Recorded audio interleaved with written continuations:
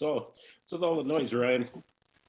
Oh yeah, I had a this microphone was completely jacked up. How are you? Good. Good. I like you came in strong today, coming in hot.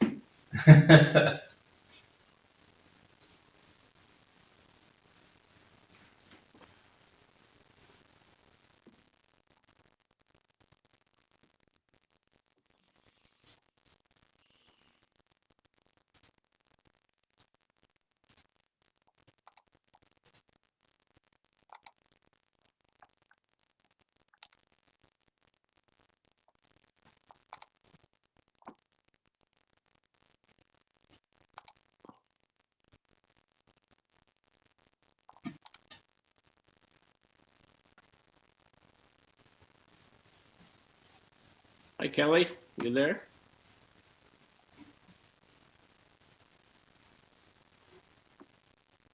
Hey, Kyle. Hey, sorry about that. No, that's okay. I get I get antsy. Where's the team? I need to go away for a sec here. I have a group of writers that we're putting them through the process of writing all the articles for a website that we're working on. Yeah. So I was just in that meeting with their writing process, and then I had this marked, and everybody knew that I was going to be jumping in and out, but it's just No worries. had to put it. Yeah, cool. Thank you. I'm zoomed out, is what I'm saying, but not the fungal kind. It's time to zoom in, man. Zoom back in. I'm there. Time to grow the spores. I'm going to paste the names of our panel folks today in the chat. Just so we're letting people in, I'm going to make you host there. That's Kyle. right. And then I'll be... Okay, then co-host us up. Perfect. Thank you.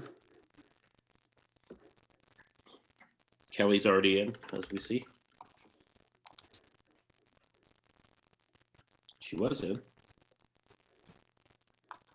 Cool. I just need to... I'm just pasting that. And then... Participants. I've got a bit of static coming in from somebody. Or maybe that's me. It could be me. If I mute it, does it go away? Yeah. Yep. Yeah, I'll mute during the thing. You should have heard when Ryan came in, man. It was like, it's like 9 Inch Nails. It's like a 9 Inch Nails concert. Sonic Youth. Okay, should I admit them? Or I'll wait till John gets back?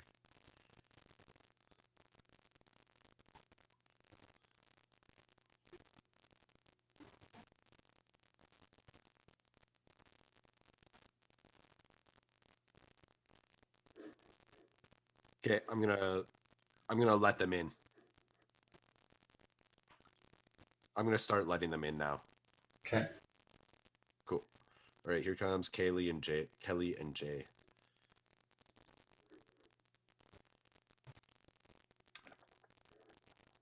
Good afternoon, folks.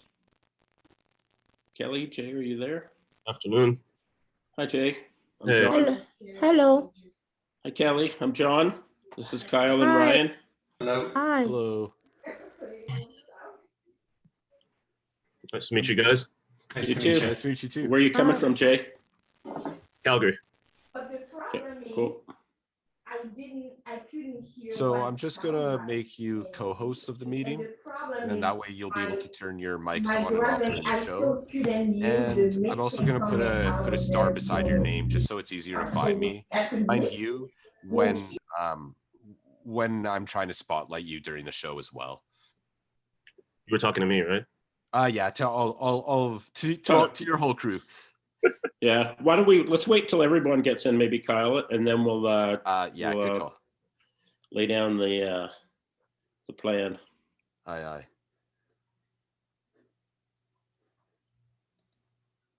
How are you today, Kelly? Oh, you're muted, sorry. I'm okay, thank you. How are you doing? We're doing good. Thank you very much. Good, yeah. Yeah, it's nice and sunny. It's not as cold here. So Yeah, here too. It's where are you at, Kelly? Winnipeg. Winnipeg. Yeah. Yeah. I I'm have sorry, fun. I joined in and then I thought I was on the wrong panel. I was like, is that the and then I came back and I'm like, okay, that was just the team, I guess, talking. No, My- that was us. We were on there just kind of, we get on a little earlier and kind of, yeah, okay. reacquaint and then get ready for the show. Okay. Yeah, I think is Tarik here as well too. Yeah, Dave arrived. Okay. So then our friend Yolanda. Always a pleasure to talk to her.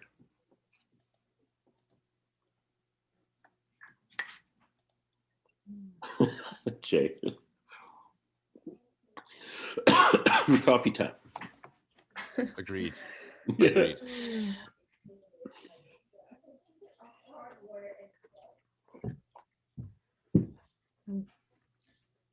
And Shakura, I did a few shows with her and her mom about Africa Town, and they would speak, and Shakura would sing some songs too. And we went to the youth detention center here in Calgary, and we would set up there and do it, and it was really, really cool. That's how I got to kind of know Shakura and her mom. Yeah. Her mom was singing too?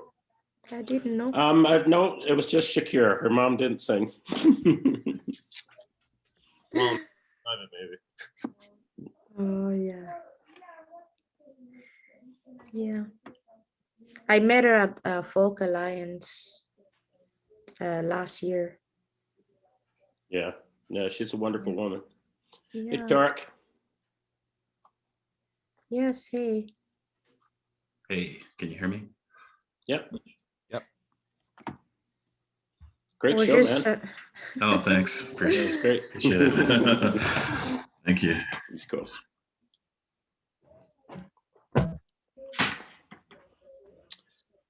Tarik, is that your name on Instagram?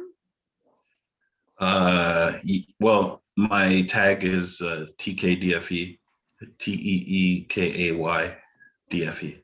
Okay, where's my cell phone when I need Yolanda it? Sargeant.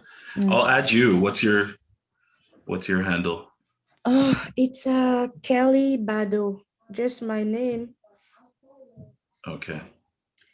And J, do you say J or So it's JAE. J, but you pronounce it J? Thought I let them in, J, but I hope yeah. they're there. What's up, you guys? How are you? Hello. Good. Good. How are you? How are you Pretty good. doing? Sorry, I'm a little late. All good. Hey, Yolanda, how are you? Pretty good. Good. Nice to see you again. But good to see you too. It's been a minute, man. I know, man. I feel like I'm seeing the ghost of the Folk Fest past, since we're all locked in at home. I know. Only just like this, right? Right? Cool. Okay, I'm gonna try and give Shakira a call and see where she's at. So I'll be back. Oh, I think. Oh, sorry. Never mind.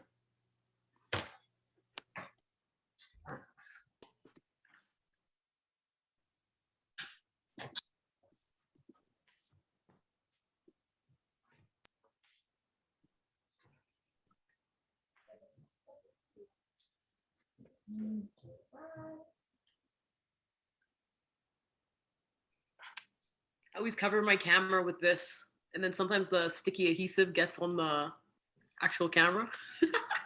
That's hilarious. Does it That's a make good it look one. like your face is melting or something? Or No, it just I- looks good. I have, when someone is like taking pictures with a dirty mirror and it's like in the background, and you're just like, wow, like why aren't you taking the mirror? It's like that sort of, but It's like the new front and filter.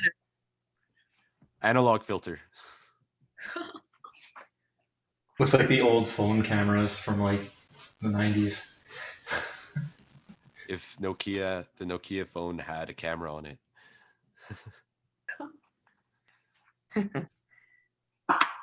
Mm. Oh, I see. So did you guys take time to think about what you kind of wanted to say, or are you just gonna go with the flow today? I'm not think sure. sh- I thought she was gonna actually send something so we see. There's some questions. Yeah, but All the questions that she listed on Instagram. But I mean, aside from that, was there anything that anyone wanted to just like get out of the way as far as like what they wanted to say in reference to Black art? Probably happened organically, but you mean here or before the show? No, I just like, I don't know. I just thought that maybe we could just like have like a quick little chat before the show to see if there's like places we don't want to go. Fair enough. Yeah, whatever. It's going to be recorded, right? So we kind of have to navigate with that in mind. You seem to know exactly what you're referring to. What? I don't know what I'm gonna say. I was gonna like dabble in the controversy, but then I was like, you know what? I don't know if I should do it. Well, for me, I was gonna just try to just be as honest, but also as respectful, kind of as I can be. You know what I mean? Because the same way I don't like to be generalized, I don't want to generalize other people. So, yeah, that's kind of my approach. Well, I'm not gonna talk like black and white because that's not really the conversation. The conversation is more or less like identity, like as like individuals, and then how that like affects our art and like stuff like that. Because I've been listening to a lot of like artist talks, like Pierre Moss and just a few other guys, like I don't know, like even Nikki Giovanni and like James Baldwin, and I'm just seeing like a reoccurring theme in all of it, and it's more about like we as like Black people like coming together and recognizing each other as artists, and then we can build a community that way and then build it up. Because I think that people are too reliant on outside forces when everything that we need is like inside of ourselves and can be unlocked. That's kind of just where I'm at. I think the questions are focused on us talking mostly about our experiences and ourselves, based on what I saw. Mhm. It's kind of affecting ourselves, so I'm okay with that. My issue is always that we never have enough time. That's true. I think this is an hour and a half, so that seems like a lot of time. Pretty good, yeah. But you guys read her Instagram post from today, right? Yeah, we did. Yeah. I didn't know. I thought it would be by email, so I wasn't on social media. I'll just read it to you because she kind of was she was advertising the event, so Yeah. just kind of put a few questions in there. I'm just pulling up my Insta right now. Okay, I'll go see. I guess I should have done that. So I think the first one is Black identity. Okay, so what is Black art? How are Black Canadians living in Calgary and Winnipeg different from the rest of Canada or the world? How much cultural identity is too much? And are Black Canadians artists' desire to respect and taken seriously? But all these questions, or perhaps none of them, will be answered today. So. It would be injustice if we were all able to like dissect the entire Black experience in an hour and a half. I think that's a fair thing to say. Yeah. I do. Carrie's here. I'm prepared for a lot of stuff, but I kind of want to wait. I want to save it for the actual show. But if there's anything that you guys think we should leave out or is too sensitive, then by all means. I don't want to really talk color, but if we have to So go. guys, are you done? Can I go over there? It's a mess. I need to clean up. It's okay because if Is Carrie here? I tried to let her in. Oh, I'm letting her. I'm here. I'm here. I'm just saying hi. Thanks for doing this. Carrie's here and same with Hi, Shakura. Carrie. Forward to this. Sorry, How's it going, Peter. Oh, Kelly? And we're just waiting for our leader, Shakura, hey? Leader just came. Oh, good. Enter. Just enter to audio. I found her. Good. You say you don't want to talk color. Are you referring to colorism? There we go. Hi, guys. Hey, A Shakira. little bit, yeah. Yeah, that's fine. Hi, Shakira. How are ya? Good. How are you? Pretty good. Happy Saturday. Happy Saturday to you too. Excuse me. Excuse me. Yeah. Hey, What's everybody. happening? Well, I think everyone was just getting acquainted. What I would like to do is just each person, we're just going to look and try to frame everybody. Shakira, if we could start with you. Is that where you're going to do the meeting from? Uh-oh. It is not. So if you tell me where, do you want me to be horizontal as opposed to? Not necessarily. You could turn the camera down a bit, but you also have some lighting behind you, so we can't really see your face. So I'd like to see. Okay, if we I'll be in a better place. I'll Okay. show you where I'm going to be. Hold on.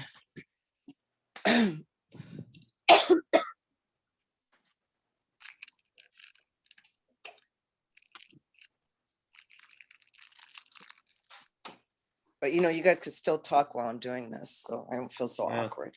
Cool. I have a quick note for everybody. So I've changed everybody's names to have an asterisk in front of it, just so it's easier to find you during the show or during the panel.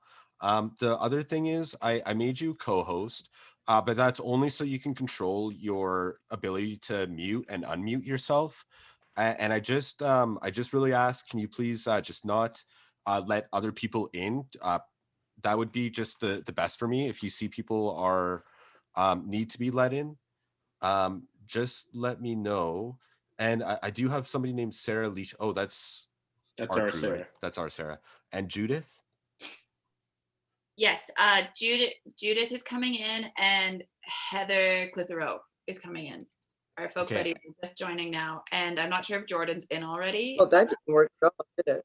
And Michael Adachi? He's not on shift right now, so he can stay in the waiting room. Oh, I let him in. But anyways, okay. all I ask is that with your co-host powers, that you just leave the admitting people into the room to the folk festival and Block Heater staff.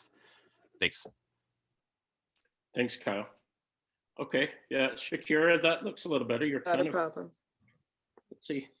Yeah, that looks great. And can you talk just a little bit for us? Shakira, just say it. I said a hip hop, a hip hop, don't stop, a rockin' to the bandstand boogie, up to the boogie, rhythm to the boogie, the beat. Now what you hear is not a test. I'm rapping to the beat. Can you hear me? I can, thank you. It seems like you're, and Kyle and Ryan, are you picking this up? Is that you're, I'm not sure, you might have an internet issue because your picture is kind of freezing and whatnot. You said mine is? Yeah, I believe it is. Just a bit of a internet. Yeah. So we'll have a bit of a bandwidth issue on your end there, but that's okay. Well, let's see. Do you have a computer that you can do this on? Because you said you're using your iPad right now. If I use my computer, then I don't have a screen. Okay. So this is the compromise right now. Okay. Cool. Although actually, I cannot. Let me come out and I'll come back and see if. I'll be right back. Okay. Thank you. Yeah, I think we're having some issues there with her bandwidth. Let's talk to Yolanda. Yolanda, can you just, let's hear you for a sec there. Hello, my name is Yolanda Sargeant. Okay, I think we have enough of your voice. I think you're good. Tarik, do you want to talk to us for a sec? Tarik, go ahead. Hello, hi. Okay, no, you're good. I just want to make hello, sure. hi. And in many words.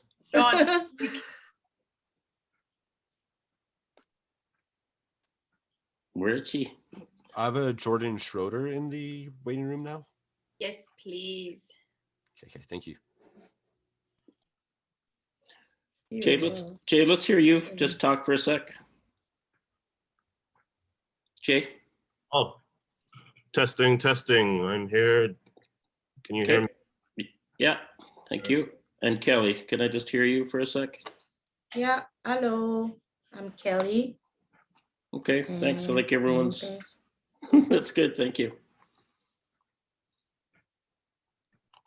So now where did our friend go? Just have to mention a little thing. I have a baby and he will probably wake up halfway in the conference. So if you see that I turn off the camera, just for a moment. I will be back. I will just need to step out for a little bit, hopefully not long, but just so you know. Just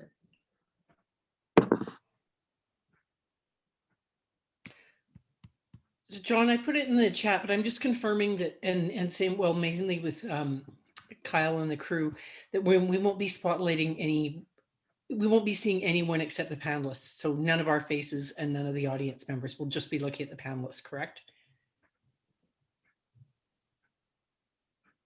Yeah, that's right. Okay, I was gonna see your mic is. Okay, great. I just don't want any distraction from the panel. I mean, maybe if there are questions later, Okay. maybe spotlight the person asking a question, depending if what Shakura wants to do. But otherwise, yeah, we'll just all turn off our cameras and then we just see the 5 of them, correct? Okay. Do you want the pre-roll running before and after? Yeah, run the pre-roll before and after. Yeah. Okay. All right. Run the pre-roll, and then Shakura takes it over and she emcees and she thanks the sponsors and all that kind of fun stuff. Okay. And then she's the only one. Like I won't be talking. No one else. Just Shakura and the 4 panelists. Okay. Thanks.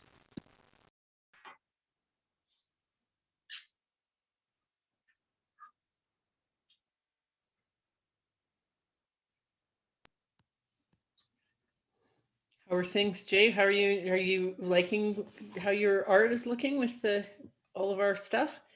Oh yeah, I should be asking you that. It's perfect. It works really well. Okay. But I mean, it's important to ask the artist because sometimes you want to make. I think we're pretty good about that now, but you want to it respected kind of what your art is and not messed with. So you just yeah.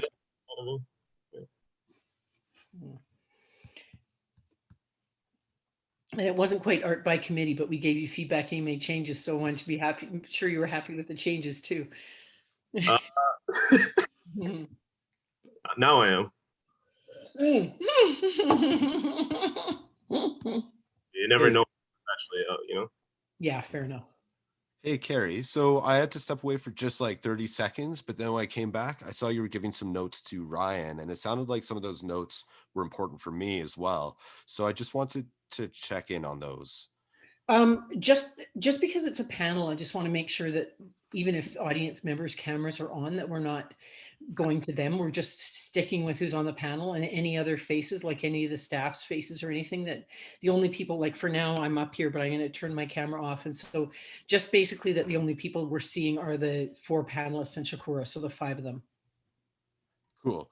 And was there a time when was somebody else going to talk to introduce the panel? Or I guess it's just them the entire time, or is there any other like? No, Shakura is the host. Shakura is Cool. running it, and she's Sorry the host. about So you guys will run the pre-roll, and then Shakura will come on and do all the hosting duties. Thank the sponsors. No one else is. Leo or I aren't coming on to do any kind of talking.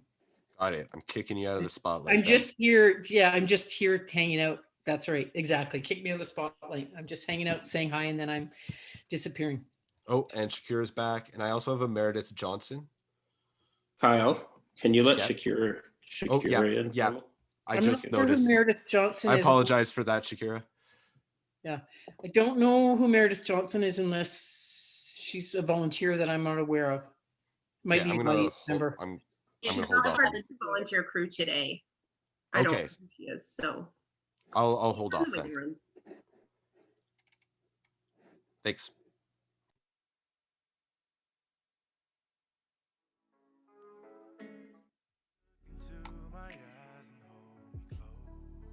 Shakira, are you there?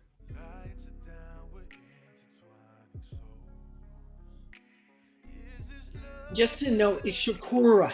Shakura. Thank you. Shakura.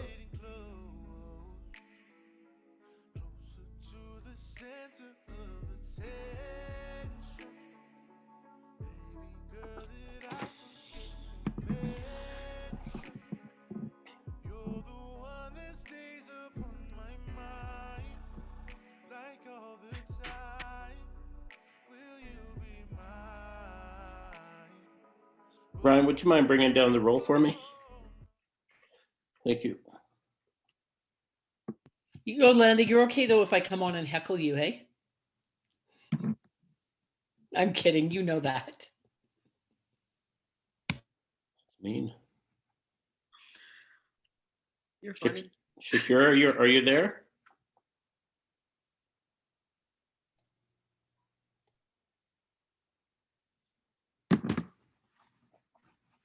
There's a Shakura S'Aida in the room. Yeah, no, I can see her. I'm just trying to talk to her to see if she's hearing us, because I can see it's connecting to audio, but it's in constant connecting mode. Maybe. So maybe they just. Oh, she's here. Excellent. Hi, Shakura. Just need to unmute. Shakura.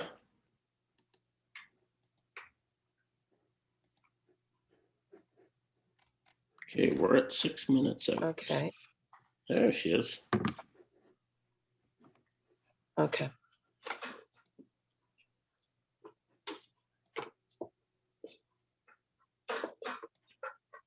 Can you hear me this time? Yep. I did start. Oh, you're good.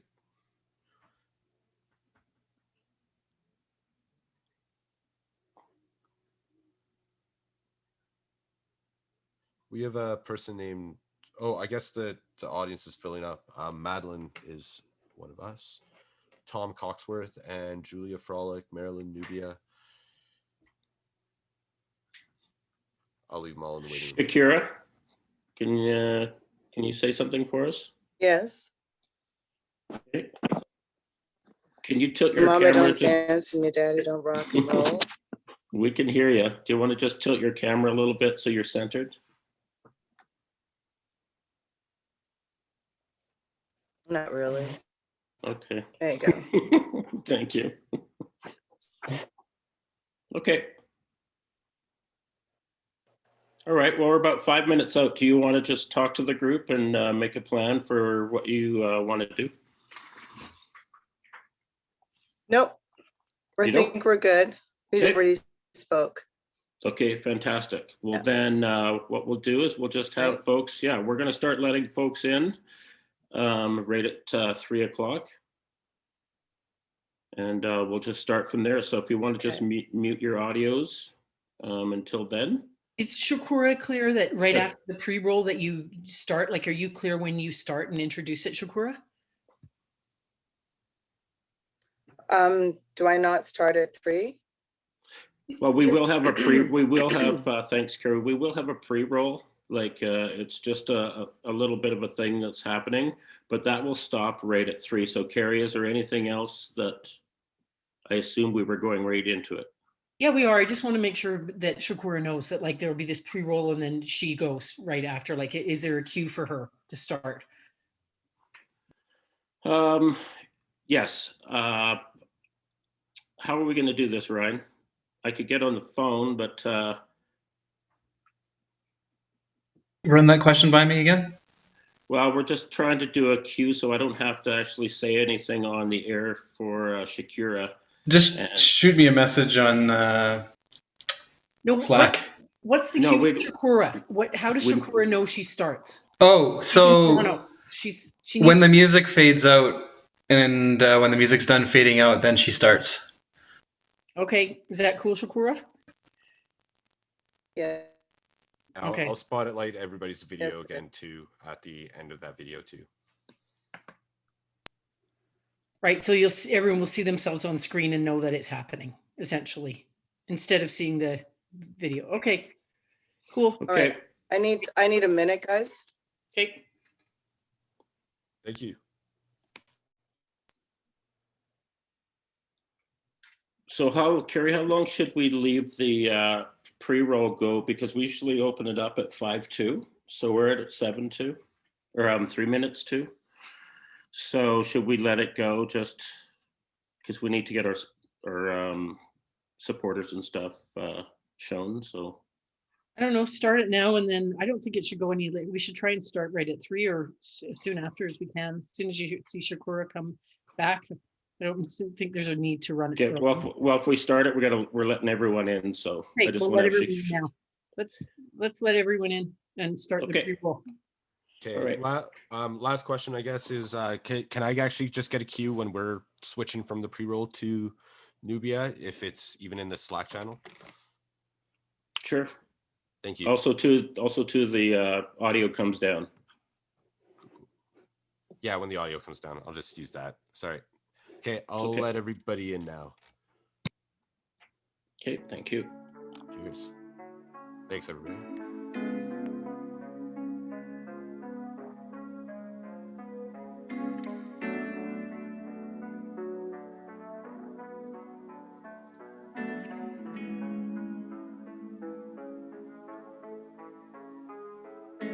Look into my eyes and hold me close.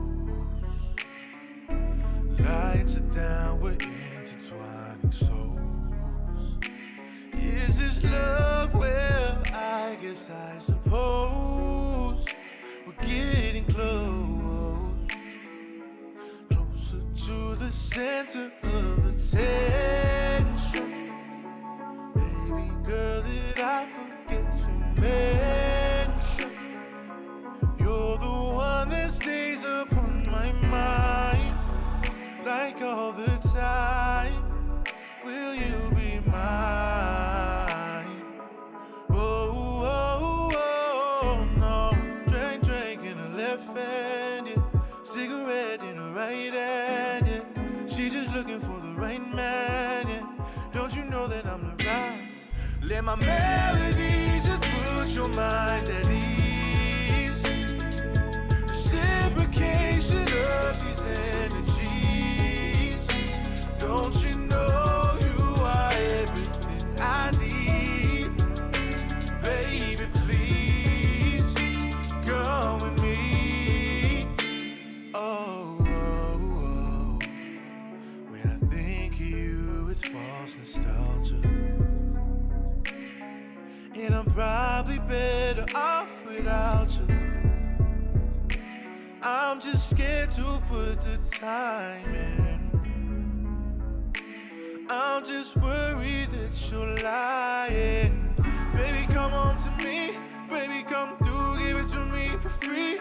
Yeah, when it's only you and me. Yeah, we don't need nobody. No, no, no, no. We lost control. Don't let me go. I know you got my soul. You got my soul. Oh, oh, oh. Drink in her left hand, yeah. Cigarette in her right hand, yeah. She just looking for the right man, yeah. Don't you know that I'm the right?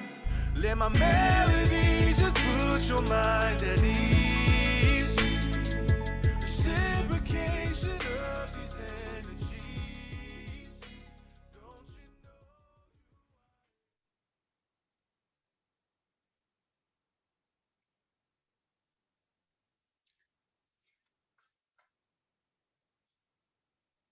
Hello, everybody.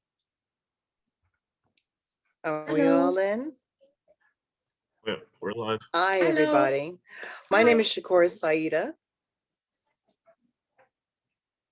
Hi. I just heard to hold on.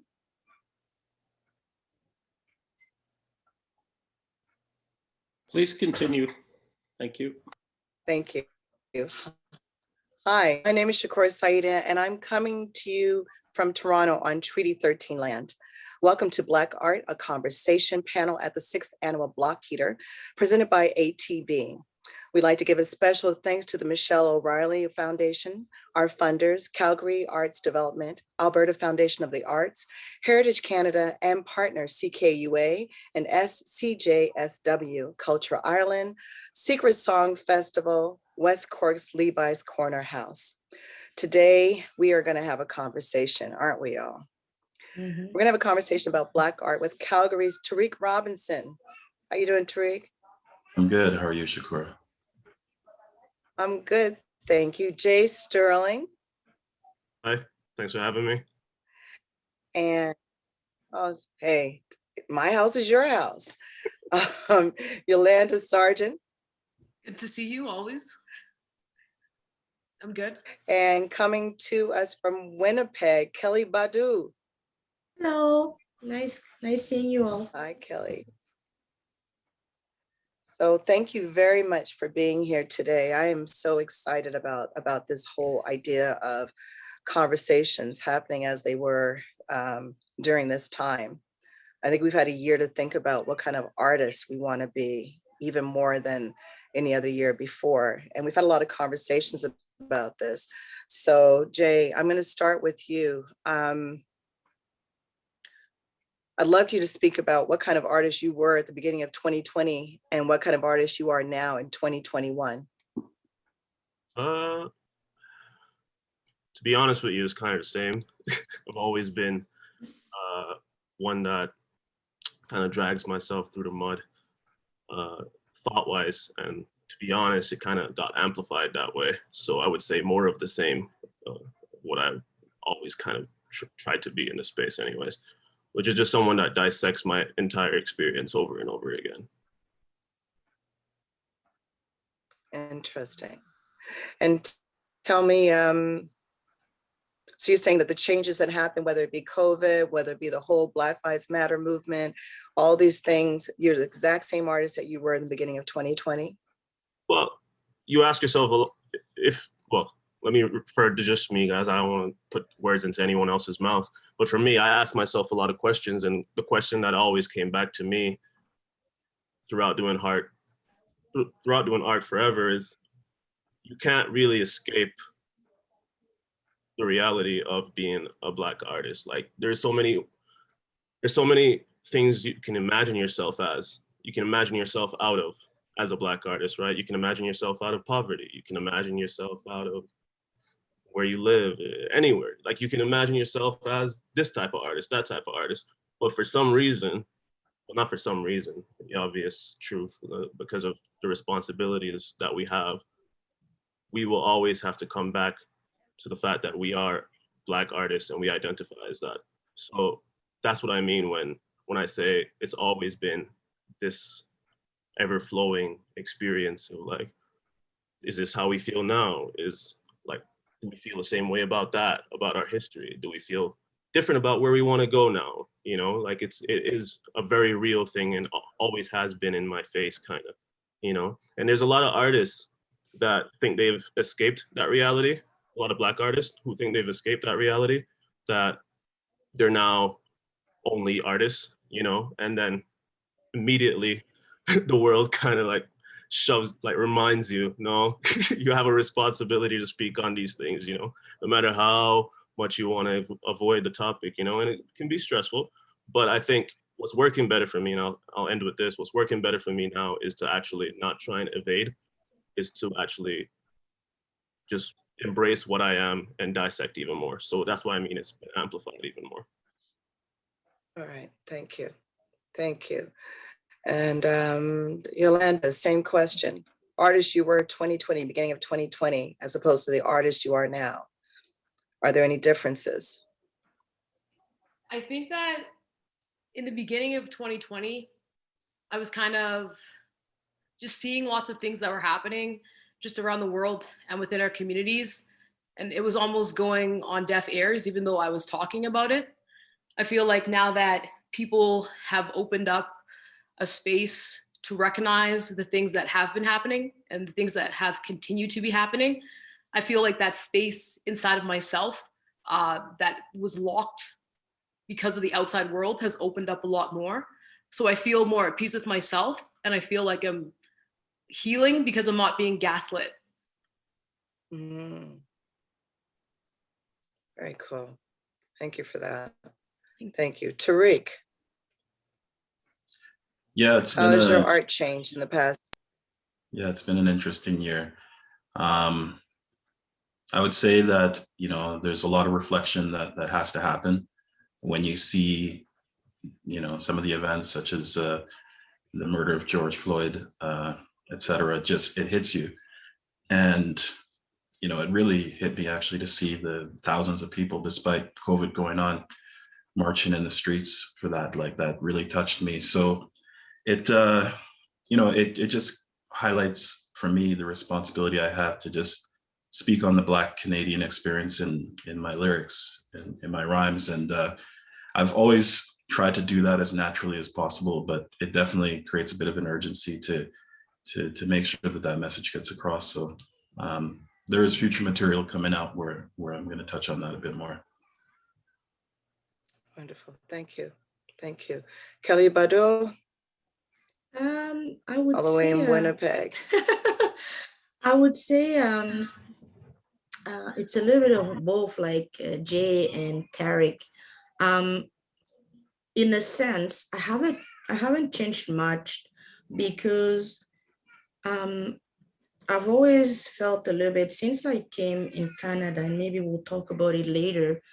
I've always felt like Black people, or I would say, at least from my country, Africa, from Ivory Coast, here we were very misrepresented. All I saw on TV was a lot of negative images. So when I came, it was sort of my mission as an artist to represent my culture and represent the beauty of it, what's, you know, what we are about and the history and everything. So I've always have that space in my music. So I think what happened in 2020 sort of amplified it in a sense that people are now aware, and I feel like now they're more aware of who we are, who I am as an artist. There's more and sense of trying to understand better. Oh, I see now.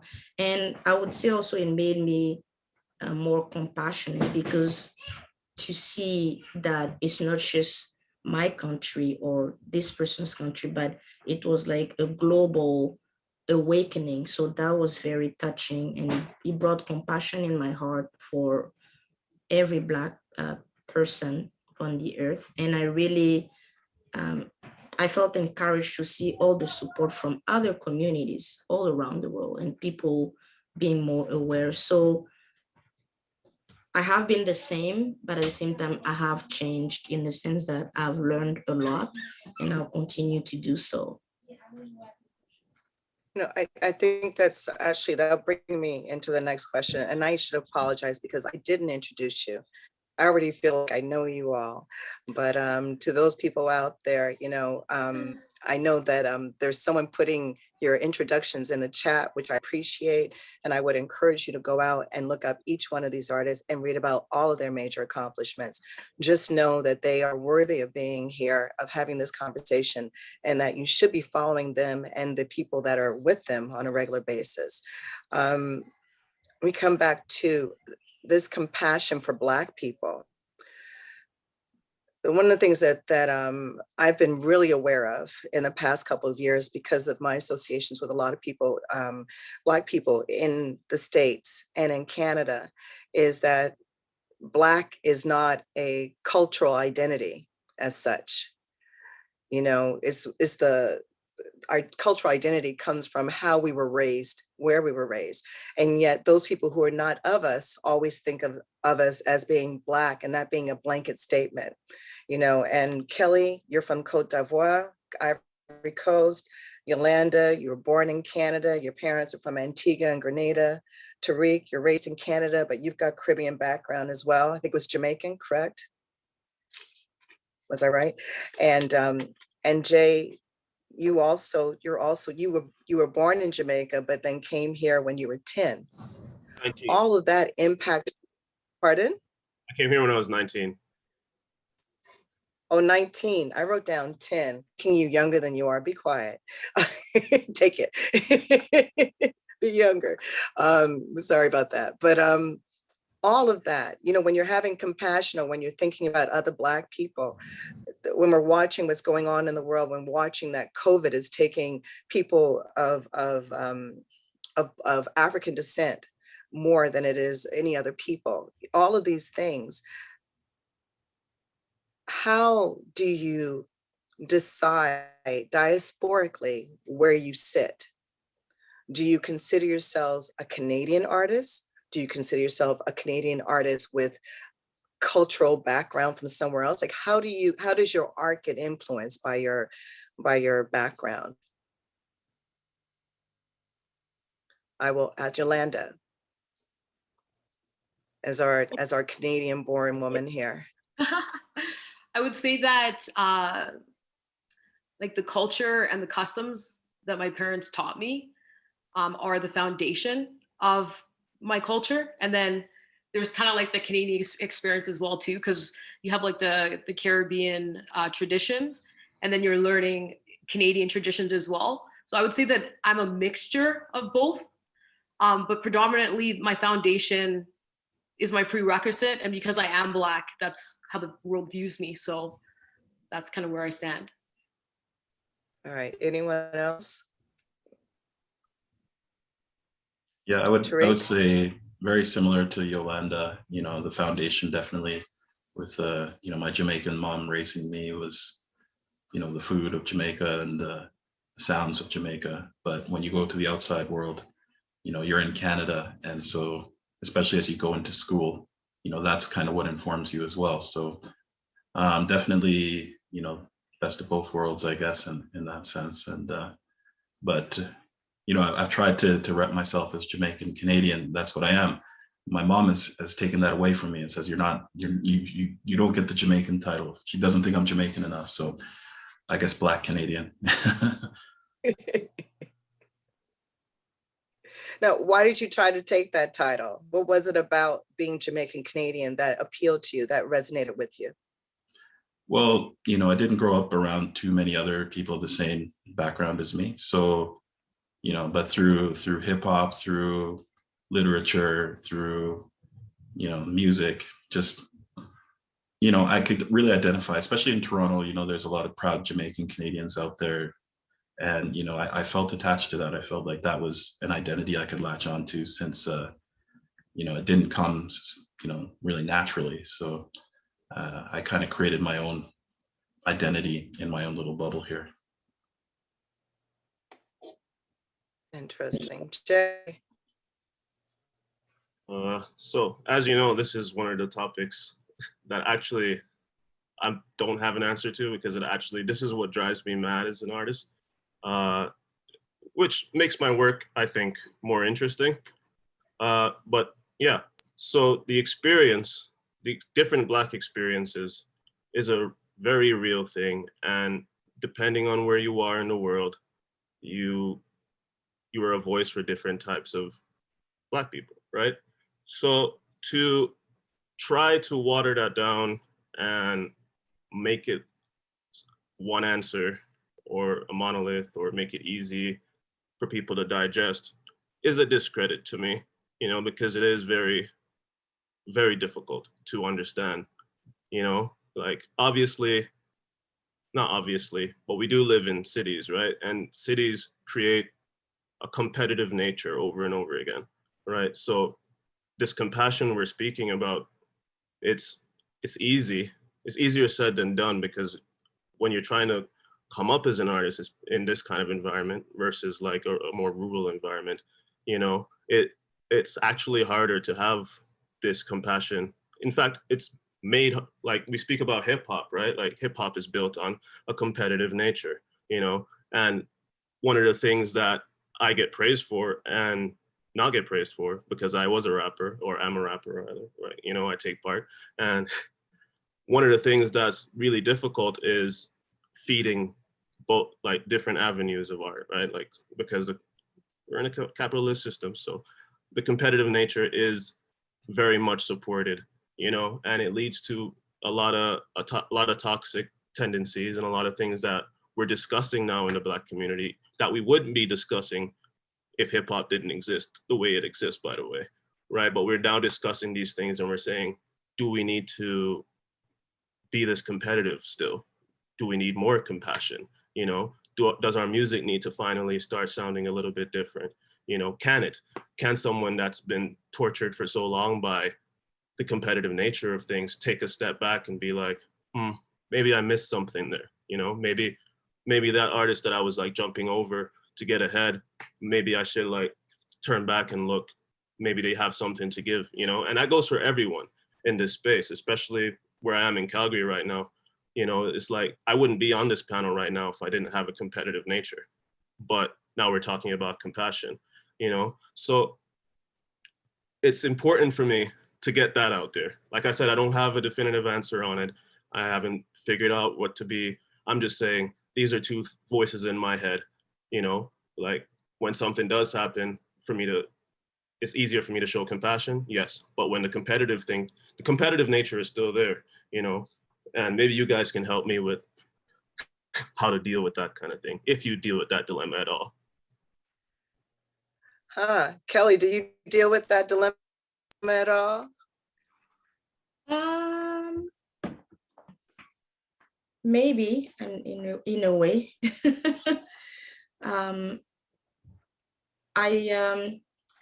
Because he came to Canada when he was 19, so he had a fairly long life in his country. So me too, when I came here, 11 years ago. So I had a lot of time to be, you know, I grew up in my culture, the music and everything there. So when I came here, there was sort of an adjustment. I see myself, yeah, I would say a little bit like him. I haven't decided. For me, I represent both. But the big question was more, I was more categorized as a world artist because I wouldn't make that decision. So it was like, oh, okay, interesting. So because I had some of these influences in my music and that sound, it went into the world music, even though, let's say if I was rapping or I don't know, or doing pop, but as long as I had that influence musically, I would automatically be into world music. So it did bothered me for a while, and I thought, is that okay? Maybe at this point, I guess I don't care much.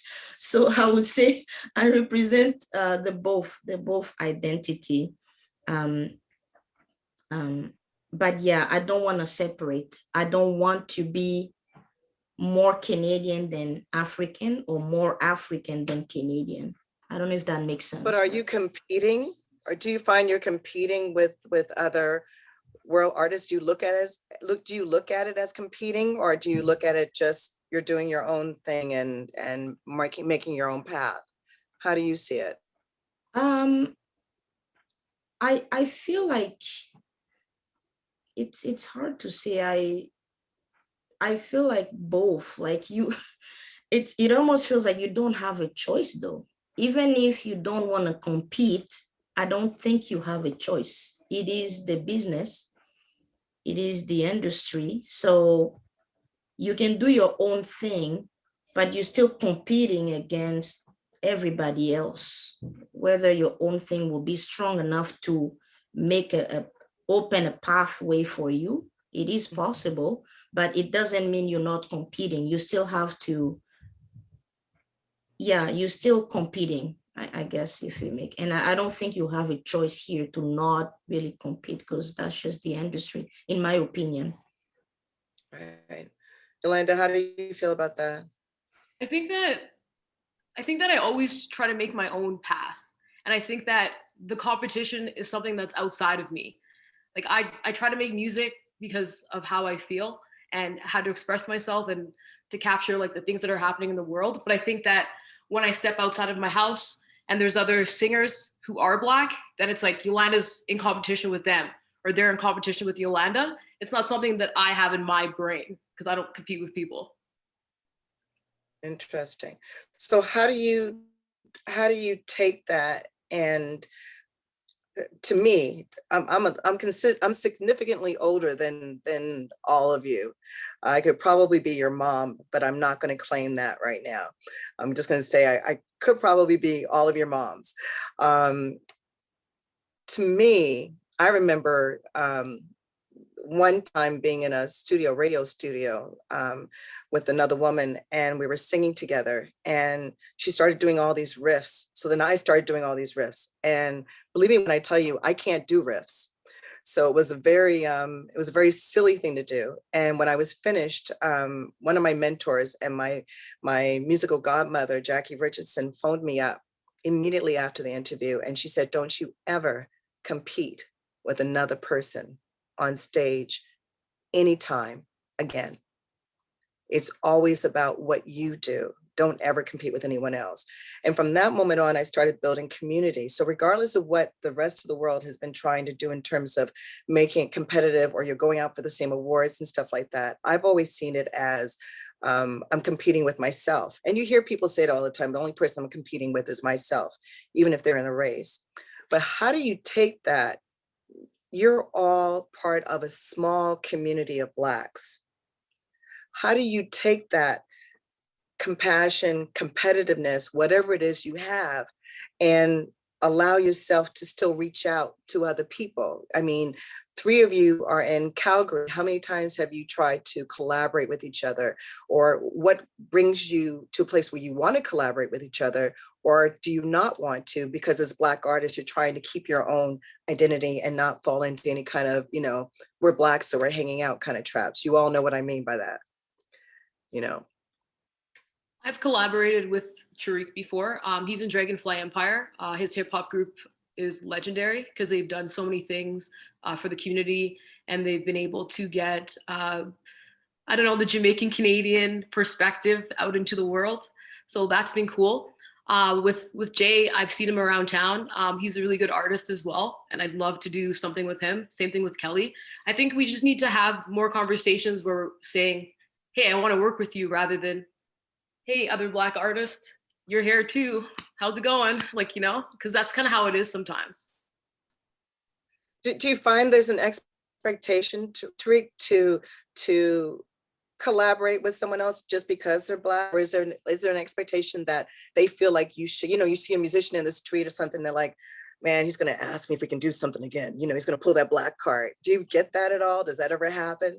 And I mean, I'm joking in a way, but you know what I mean? There's sort of an expectation, you're going to help me because, do you ever get that? I think that the scene, like the hip hop scene anyway, is diverse enough. Like there's people that do completely opposite types of hip hop than I do, but the people that do a similar style, you end up kind of bumping into each other often enough, whether it's at shows or, otherwise. So the collaborations seem to come pretty naturally for me anyways, from my experience. And, working with Yolanda, like we had a song that, just we thought that her voice would fit perfectly over it. And of course she killed it because she's amazing. So when you recognize that talent, you definitely want to try to reach out to them and collab with them. Like I put out a project in 2013, I believe, called Psychology, which was like a compilation of Calgary rappers over my production.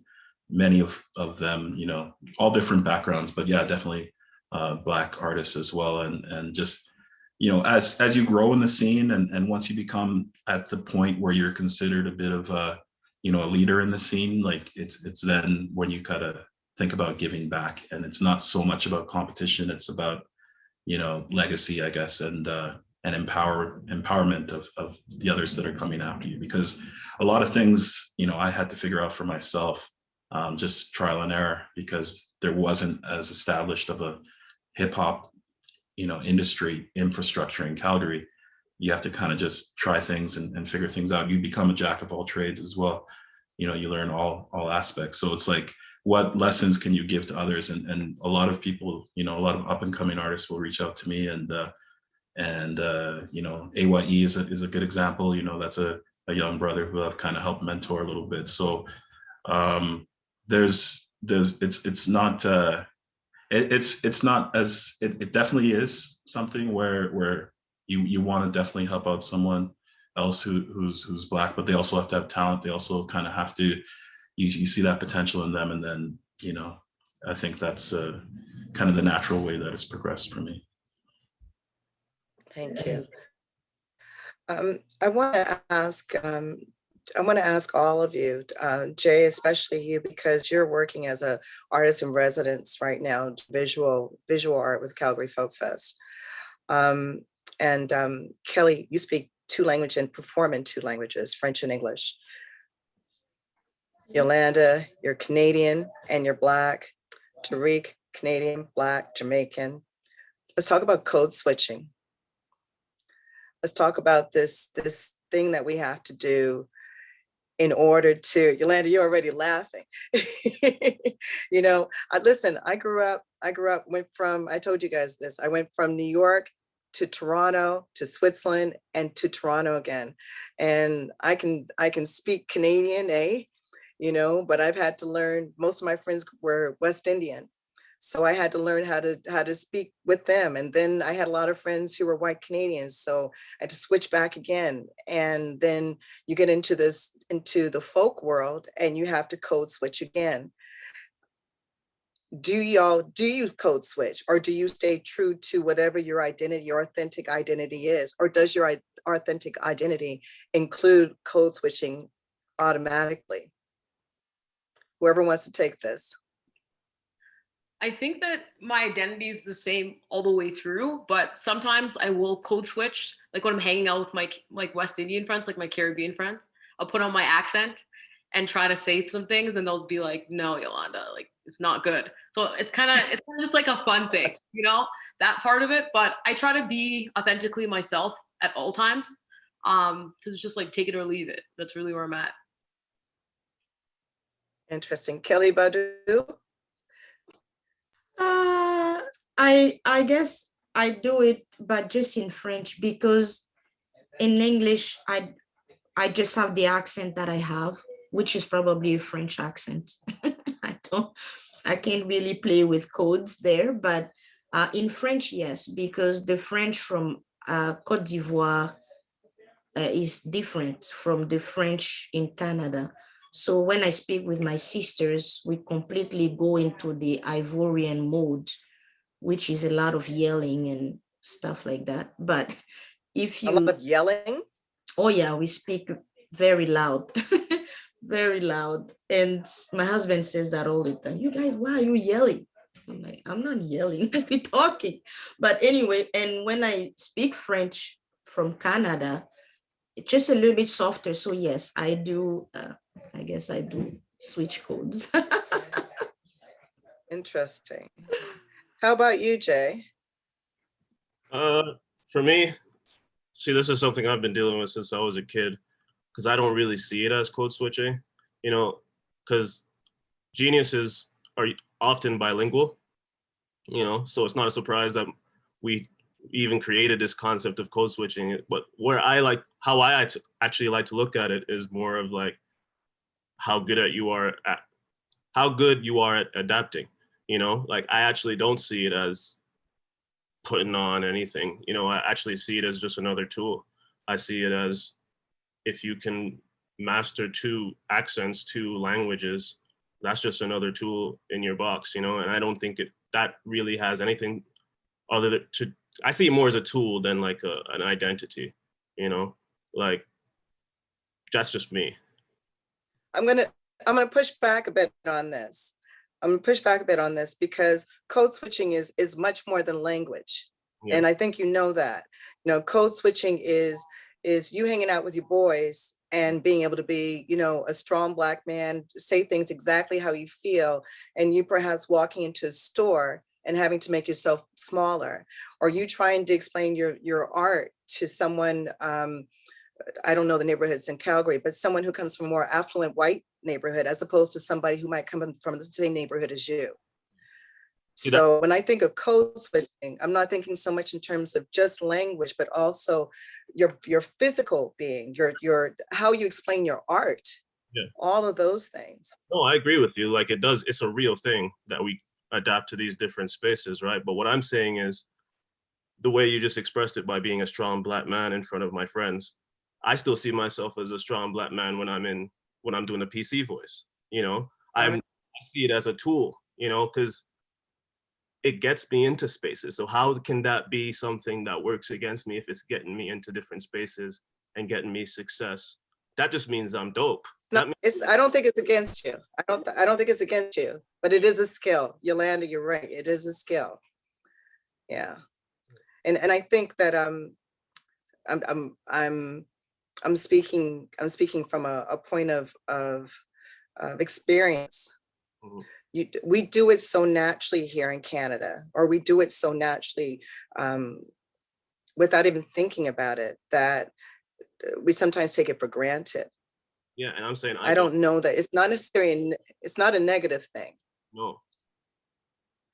You know, I see how people can see it as negative. I see how that narrative has been created, you know, like what they'll like to put on you is like, oh, if you sound a little bit PC, or if you sound like a little bit educated, they say, oh, you sound white, you know.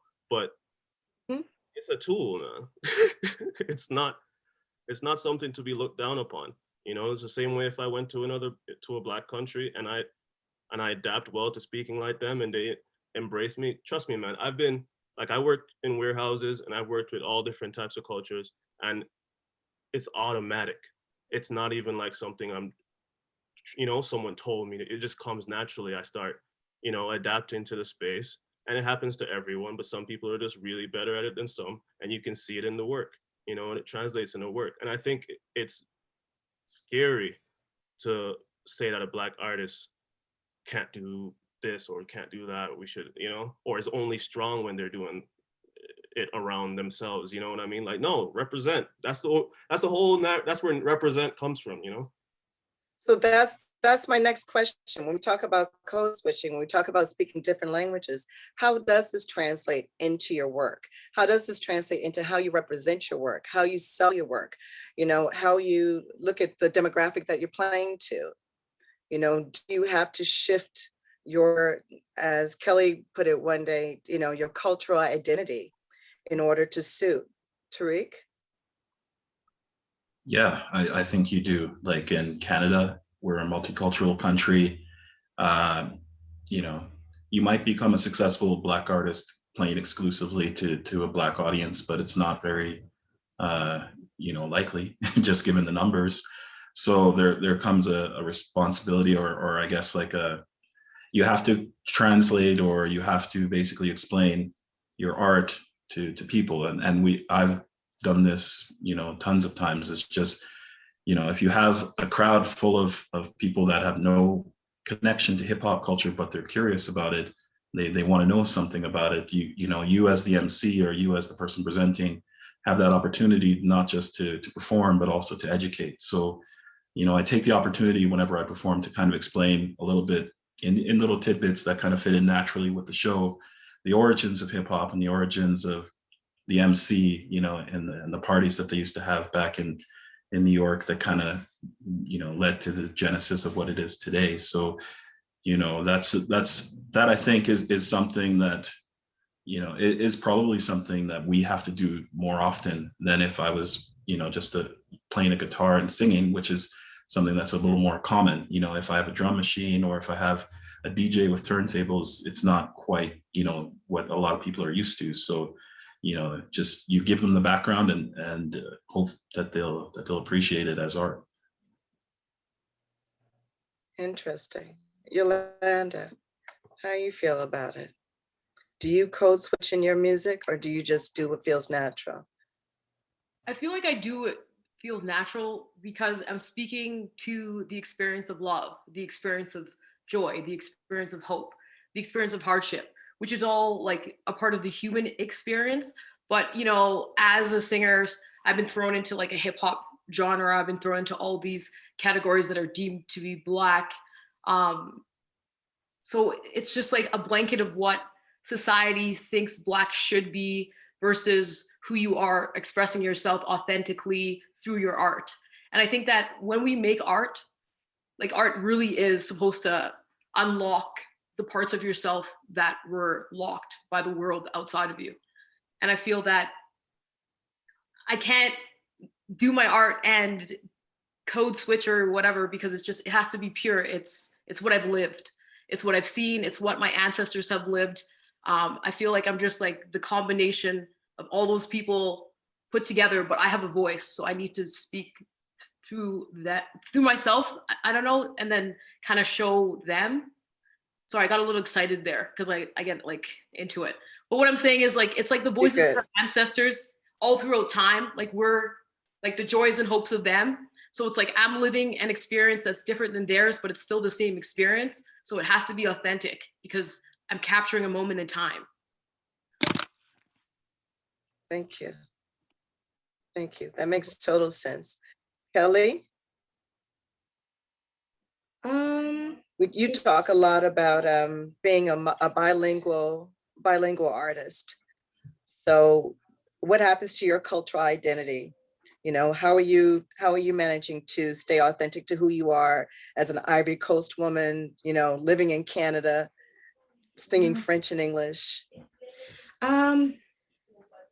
Yeah, I'm sort of with Yolanda on this. I feel like you just express the expression of what you're feeling. So it doesn't matter, it comes as it comes. And someone the other day was asking, what's your process when you create? Because I heard your album and I heard like you have that soul, you know, that Black soul voice. And then he said at some point in the song, it almost seemed like you sing like more like a, you know, a Mariah Carey, like you switched from that deep, low soul to Sorry, like my something face more. is doing all these things. Yeah, I'm gonna hide my face while you say this. It was like saying like you switched from that voice, you know, that Black, and then you went into something more like Mariah Carey maybe. So I said, yeah, really, you heard all that? He said, yeah. So what's your process? I said, I don't know.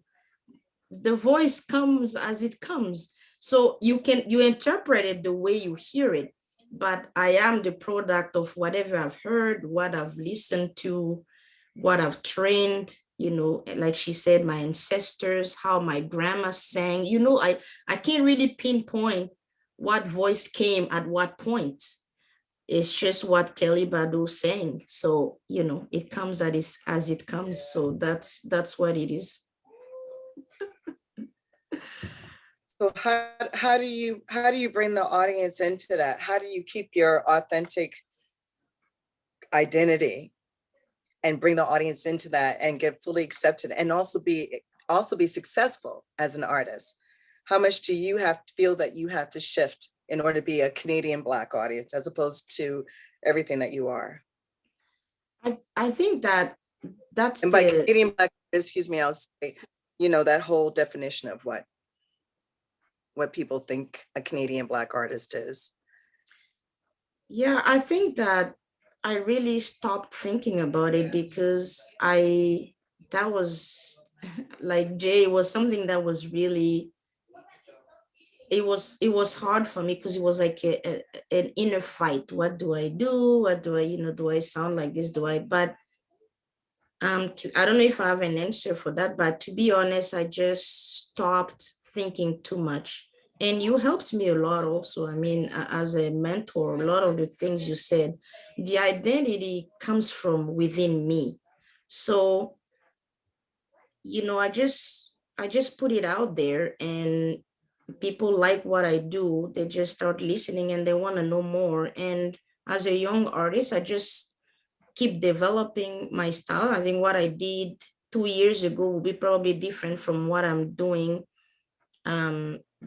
now and what I'll do for 2 years. There's probably one center that always gonna be there, and that I defined it as my history. And that's a decision I made, that I would never forget where I came from. So it'll always be there, no matter how my art, grows and changes with influence, with collaboration. I love collaborating. I love singing with people. Like Jay said, I love switching. I love, like, even whether it's natural or not, but like, you know, I love being able to, to sing in this language, that language, but there will always be my history, where I come from. It will never leave me in every style. So I stopped fighting in myself. I can't answer that question, but I think that decision that I made, that my history will always be part of me, is all I need to know. From that point, if I do folk tomorrow or country, you'll still hear that African sound there somewhere mixed in it, I think so. But I don't know if that answers, but it's sort of what I've decided to do, because it was a very hard, tricky question for me for a while to answer. Interesting. Very interesting. All right, y'all. Listen, I've been in Canada, in Toronto, performing for over 30 years. Where I see a lot of your challenges where I see a lot of your challenges is where we were about 20, 25 years ago in Toronto, where we still weren't part of the mainstream in Canada, and they only knew a certain number of us, and the rest of us were just sort of floundering. And then we went through a couple of shifts that had helped us to become more of a collective in a lot of different ways. So what are the obstacles that you feel that you're facing out there in Calgary and Winnipeg as Black artists? What are the things that you've been challenged by, or that you're hoping that will change in the next little while? Jay, challenges, obstacles, give it to us. And don't say, you know, I don't see them as challenges or obstacles. Don't say that. You know, like I'm fully aware of that. Here for me, just the lack of wanting to know more about us, and you know, like in a way that makes us not want to share as much about our story. You know what it does? It kind of makes you want to shed your Blackness, you know, like it makes you feel like, oh, are people going to be mad that I'm going by this narrative, or like I'm a Black artist, and all that kind of stuff, you know, because I mean, to be honest with you, I painted Black people on a wall, and it shows you immediately why Black artists here feel this level of tension, and why we don't want to keep saying that, because it comes from fear. You know, so what happened when you painted Black people on the wall? Well, a lot of people were angry, and a lot of people were, but it opened up the dialogue, right? And it made people more curious to hear what an artist here in Calgary has to say, other than what they think we've been saying. You know, like we are speaking for ourselves sometimes, and that's okay. You know.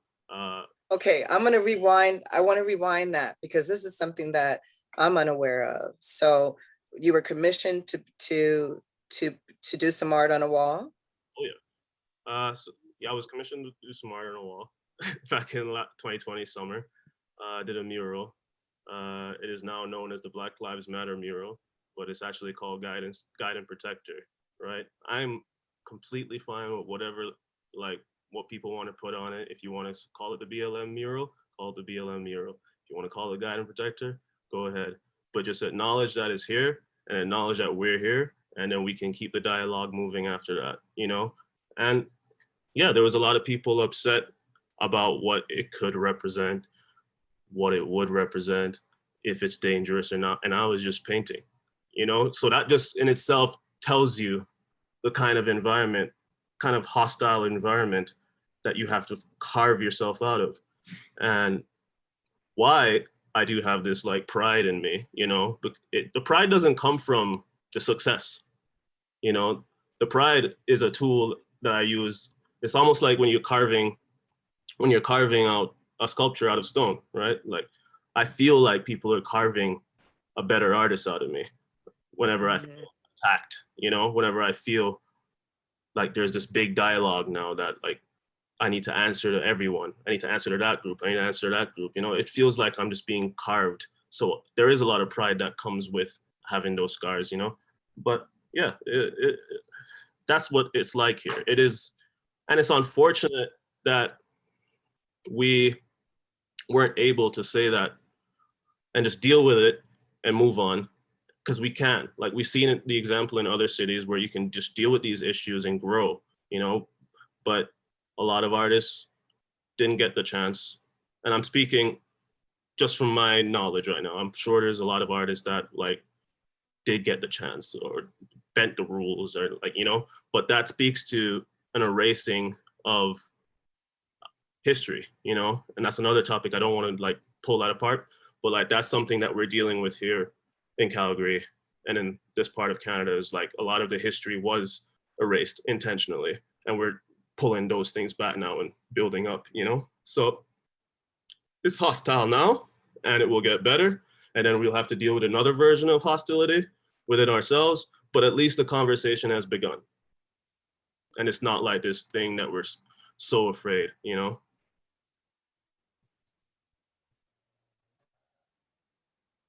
Thank you. Of course. Thank you very much.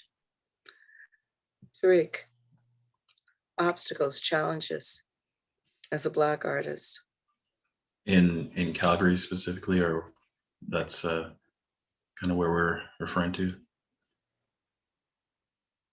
I think that's Hey, you take it where you want it to. Yeah, so I would say like there's a few different obstacles. So being here, you know, without it has a, you know, Calgary's diverse, but it's not as diverse as somewhere like Toronto. So, you know, you might have more of a built-in scene for whatever it is that you're doing, whatever Black expression that you're doing will have that built-in audience. Whereas here, it's hard to just survive off of that because there's not enough people. So you have to make art that appeals to a wide variety of people and intrigues a lot of people. So I think that's, you know, that's part of the struggle is you know, and you see, you know, organizations come up like 10 at 10 that are kind of helping to build that infrastructure here in Calgary, give people kind of a launching pad to a career.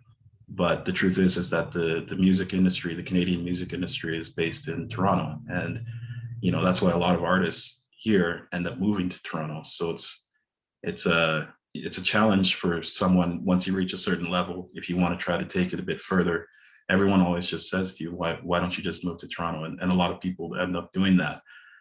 If you do stay here, you just based on where you are in Canada, based on the stereotypes that there are of Calgary, based on the fact that there's not that built-in audience as much, that the industry isn't really here either, to the same extent. I mean, it's going to be a lot harder for you. So those of us that you know that have roots here, that want to stay here, that want to build the scene here, we have that extra challenge. But you know what I've tried to do throughout my career is to actually take pride in that. And you know, some artists from here try to kind of disguise the fact that they're actually from here or not really mention it, you know. So what I've done is the opposite, and just kind of in songs I try to mention places that, you know, everybody's been to, or you know, whether it's the number 2 bus, or it's you know, the neighborhoods in Calgary, or the festivals that we have, like just dropping in those local you know,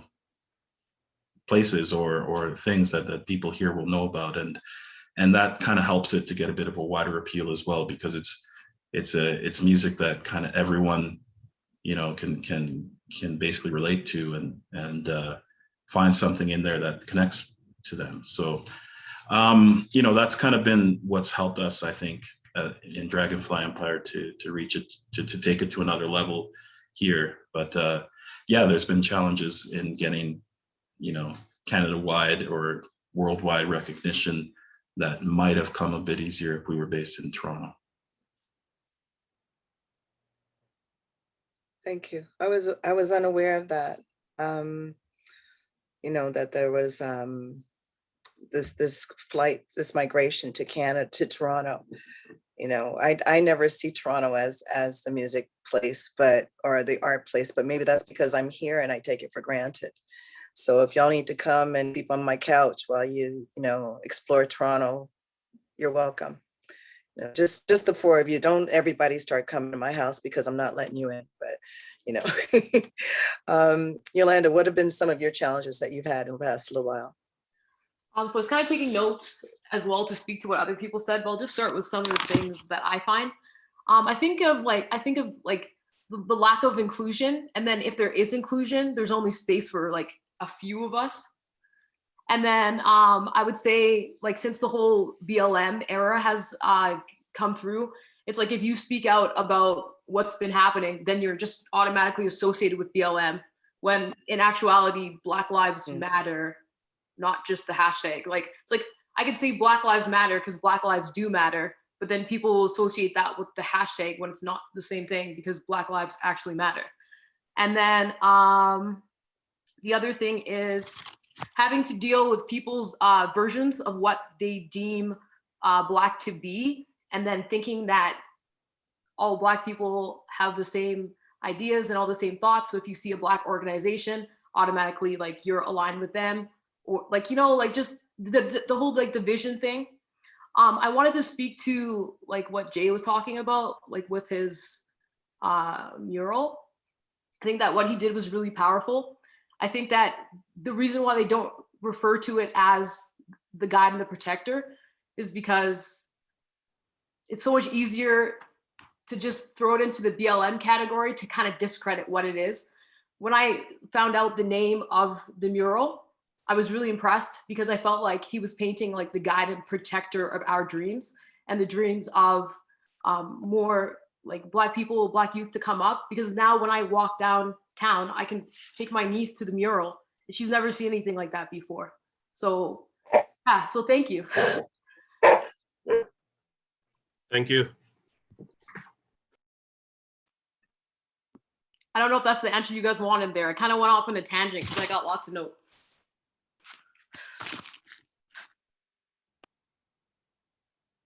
Hey, you have notes? Let's hear them. What's something else? You have something else you want to say? Get it off your chest now.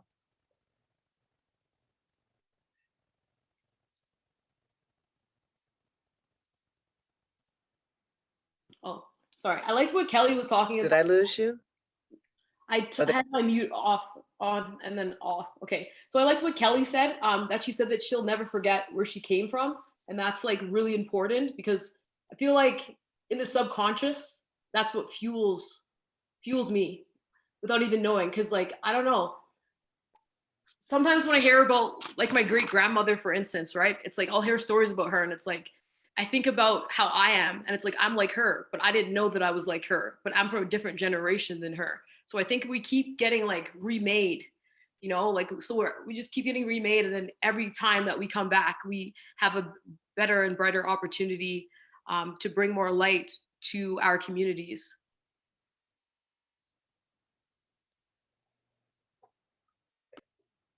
Thank you. Was there anything else, Yolanda?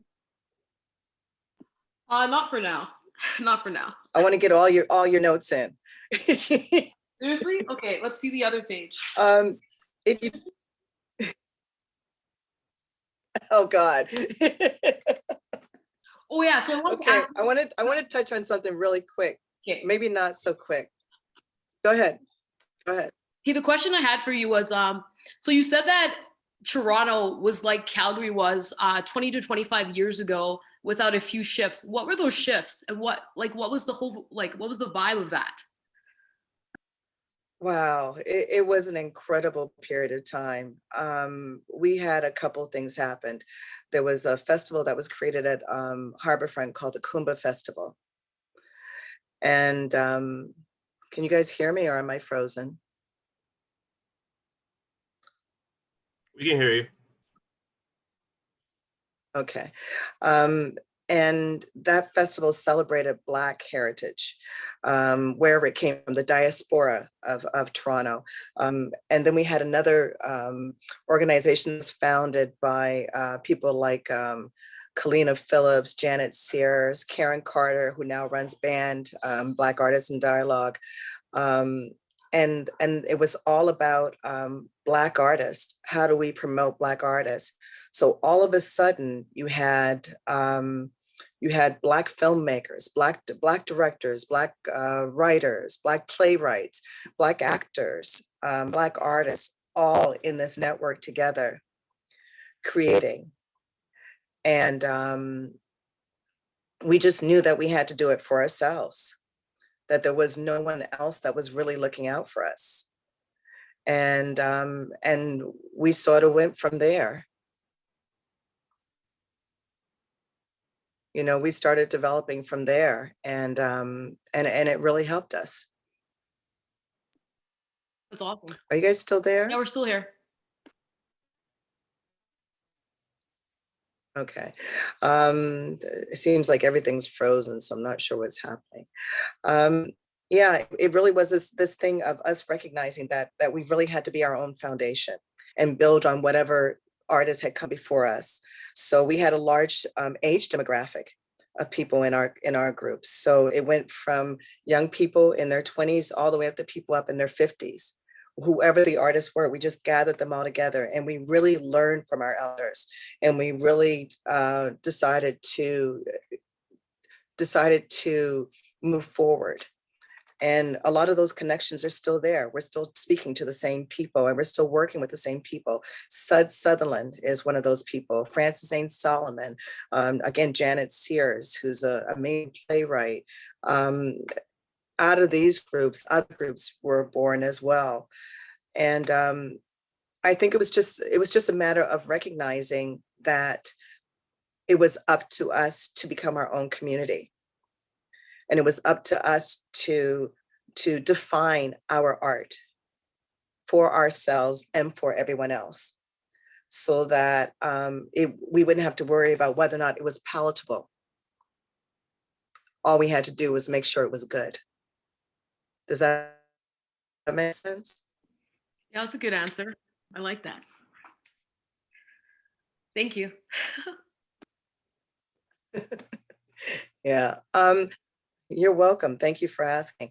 I wanted to ask, I do a lot of different talks. And one of the first things I always say is that, you know, I'm okay with people of different cultures coming in and making music that sounds like my music. But what I'm not okay with is racism. I'm not okay with people coming in and doing jazz and not having that full history of jazz. I'm not okay with people doing blues and not having that full understanding and that recognized acknowledgement of where blues came from. When it comes to your art as a Black artist specifically, how have you dealt with, or has there been instances of racism that you've had to deal with or that you've come across, and how have you dealt with it? I will ask Jay. Every day, man. Every day. You know, every day. Well, every day I deal with it. You know, all I have to do is go on Instagram.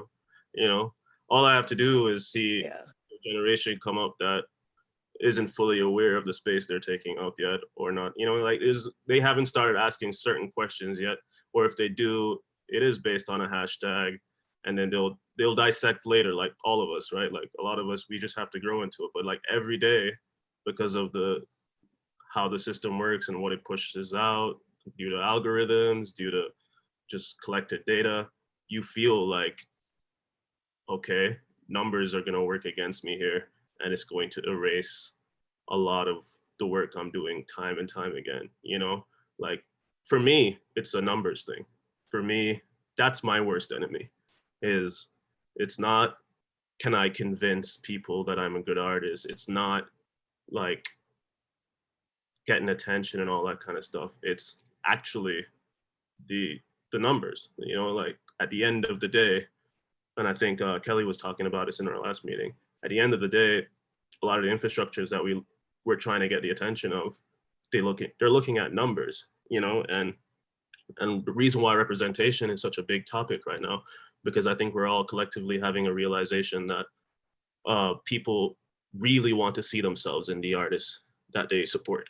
And that's very difficult to accomplish, you know, if you're in a place like where we are, you know, like to get anyone else to look at themselves in the space or in the body of me, you know what I mean? Like, and we hear a lot of voices, and a lot of voices were marginalized. And to bring it back to what we were talking about with compassion, you know, like a lot of voices were looked over because of the numbers game in the past, that we have to take a step back and look at, like, where we marginalize the queer community way too much because of numbers. You know, we marginalize every community that, like, I can think of, you know, based on numbers. You know, at the end of the day, that is our biggest enemy. Is once we establish all of this, once we establish our genius, once we establish our art and our artistry, how important is it to us to go up against that? And that's what I think is makes me feel, at least, that I'm being erased, you know, whether it's true or not. You know, like, I feel like, especially Instagram, it makes me feel like I do all these things, I make the news, blah, blah, blah, and then I go on and I see someone else literally do it the next day that doesn't look anything like me, you know? And it's like, do they care that I did that anymore? You know, do I have to talk about it till my deathbed for it to be remembered? So I think about erasure culture every day. Interesting. I'm sorry. Sorry you have to go through that. I'm not the only, like all of us are going through that right now, man. I feel like we are. Yeah. Hey, listen, it doesn't take away from me saying I'm sorry that you have to go through that. I appreciate it. I'm sorry that we all have to go through that, but I'm sorry you have to go through that. I appreciate you and you even giving us your time based on the realities that you had to face in a place like Toronto, you know, like especially as a Black woman, like you know exactly what I'm talking about when it comes to being marginalized. So it's, yeah. Imagine just having what we have here right now in like this big movement, because we feel it in our hearts, you know, it's not an algorithm. We feel it right now. That's why this is happening. But you turn to Instagram, it feels like your power is being drained every time. It feels like your power is, yeah. So I can only imagine. You know, I think, and I really want to hear what the rest of you want to say, but I think you really have to decide how your power is going to be used so that it doesn't become drainable. And I think you're probably at that point where you are going to start looking at who can I connect to that's going to allow my power to grow. And in fact, not just my power, but going to amplify all of the power around us. And because Toronto is a larger place, and we did have a larger group of Black artists here, even though we were all disconnected, it was in some ways easier for us to come together. And we're not all one big community now, but there was a point in time when all of us were hanging out in the same places and we were seeing each other. Like literally looking at each other, seeing each other, recognizing each other, recommending each other for jobs, you know. And I think that there really is this thing of recognizing that as universal. I think one of the words is that one of you used the other day, as universal as Black art is, it is also unique. And that uniqueness needs to be nurtured, you know, so that it can grow as strong as it needs to be. It needs to, you're making the foundation, you know, those roots are going in there, and you really are 5, 10, 15 years from now, you're going to look back and you're going to go, wow, look what we built. It's not going to be, look what I built. It's going to be, look what we built. If you use your powers for good. You know, I think that's exactly where you guys are now. And I'm really super excited about it. You know, and I also know how frustrating it is, because you feel like you have to continuously redefine, restate, rebrand in order to stay relevant. But the truth is you're already relevant. And as soon as you combine all of your stuff, that relevance is going to amplify.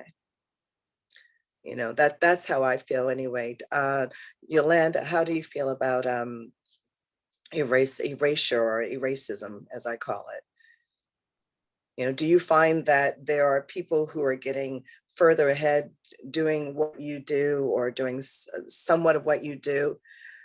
I would say that there are organizations in our city that replicate, you know, like fundamentals of hip hop, and they don't necessarily identify as we identify. And, you know, they've been put in national publications for just like that sort of stuff. I'm not really down with that. To speak to Jay's point about like being put in the newspaper and then like the next day someone else doing it, it's like, it's not really about that. Cause it's like when someone sees you in the newspaper, Jay, they're like, wow, like this person did this, you know? So it's like you lay down your brick, you either get like all the accolades or whatever for it or not. You know, eventually you get to a level where like you stack up a tower because you've laid down so many bricks. And then the person who doesn't have any bricks, who just has the powder, sees you and they're like, yo, I can make a brick. So they start making their brick, and maybe the brick doesn't get put together correctly at first, but then we all start to build that house, that house of inspiration. And then the next generations, they can be better artists than we could have been, because we set forth to create a space for them to be that way, just like how the people who came before us did that for us. I feel this, what you're saying to me right now, right? That's brilliant. I feel what you're saying Mhm. right now, but like when I go on social media, if you were to say this in a comment, I wouldn't feel it the same way.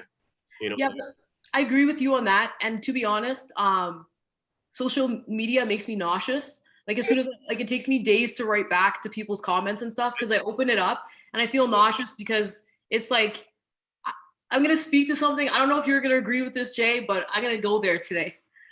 But it's like I've been hustling. Jay's been hustling. Tarik's been hustling.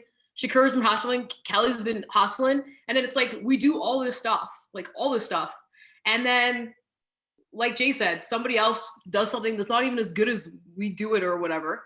And then it's just like all of a sudden everyone's like, oh, like this person's so great. But it's like we are always like working. So it just social media, like it spins things on you, right? Because it's always like perceived as like what, I don't know. It's not really, it's like just people being fake all the time. So it's just like, hey, like you're so great. I love you. And then they see you in person.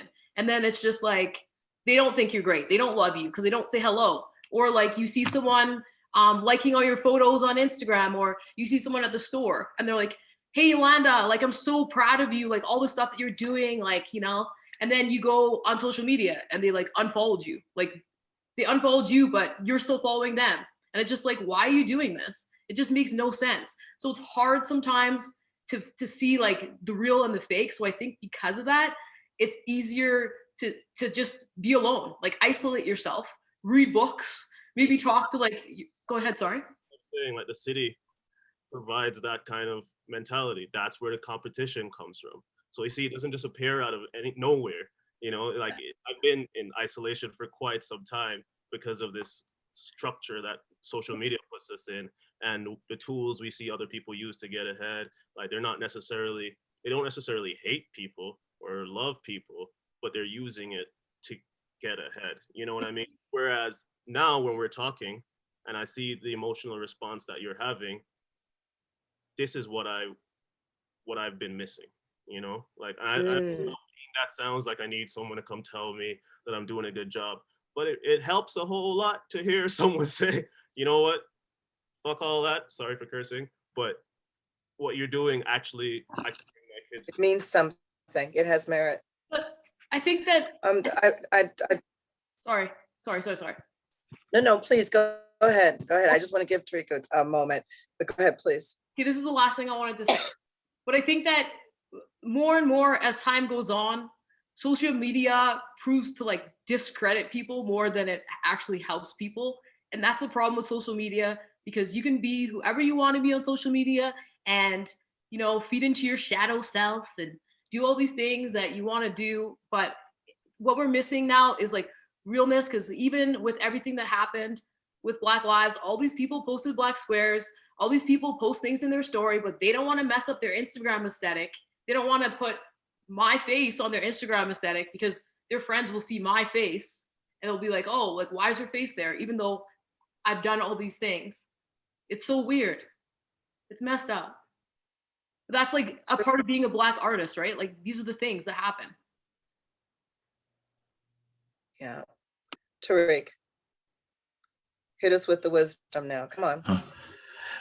No, I agree with what Jay and Yolanda and everyone has been saying in regards to racism. Like I've definitely seen that firsthand in independent hip hop scene. Like, you know, you could and what Jay was saying, that people like to see, you know, themselves in what they support. So, you know, definitely that's a real thing that I've had to deal with definitely in my career. But you know, it's something that I try not to let kind of block me, you know, in terms of my creativity, in terms of my drive to just continue to create and to get better, basically. So each time I put out music, I try to more authentically reflect myself. I try to raise the bar in terms of the technical skill, in terms of the quality of the product. And you know, there's still people that, you know, will support based on the artistic merit or something, and based on, you know, that the fact that it moves them, regardless of what the person looks like or how flashy they dress, or, you know, how many followers they have or whatever. So I guess those are the types of people, you know, no matter what background they are, that I'm kind of hoping to connect with. So definitely racism is real, and you know, you hope that people, especially if you're an artist and you're in an art form, that you don't take for granted the roots of who created the art form. And I think a lot of it just comes down to just ignorance, and just, you know, when you're young, when you're getting into something because it's cool, you're not really caring that, you know, your values aren't really set up that you're going to go and you know, go back in the archives and see how it all started. You're just kind of focused on being, you know, being cool, being relevant to your friends. But as you get older, you know, or, you know, and I'm generalizing a little bit here, but, you know, you hopefully will do that research. So most of the people that I've come across, you know, that are repping, you know, a Black culture, you know, do go back and appreciate the roots, but there are definitely some that don't. So, but at the same time, it's kind of out of my control. I'm not going to let that kind of, you know, depress me or kind of put me in a corner. You know, I'm just going to continue doing what I do. Can I ask you guys, you know, do you feel like your Blackness is taken for granted? Do you feel like your artistry as Black artists is taken for granted? Do you feel like people just figure, oh, you're good at that because you're Black? Which I have been told. I have been told that the only reason that I was touring and singing in so many places in Europe was because I was a Black woman singing the blues. And if I was a white woman, I would not be singing in so many places, which was ironic because in Canada, I was told that there was really no more room for another Black blues artist. So I have been told that. So that's why I'm putting it to you. Do you think that that people just assume that, oh, it's like being an athlete? Well, you know, you Black people run really fast. You know, we're really good at basketball. Did you guys know that? Okay, I don't know if any of you have ever picked up a basketball, but we are naturals. You know, and we run fast while doing it. I suck at sports. Let me tell you. I'm terrible at basketball. I'm good at sports, but you're messing with the stereotype. I mean, and I'll start this with Kelly. Kelly, I mean, you're coming from a place where Blackness wasn't even an issue as much as your cultural identity, and all of a sudden you come to Canada where it's not even about what country you're from, it's about the color of your skin.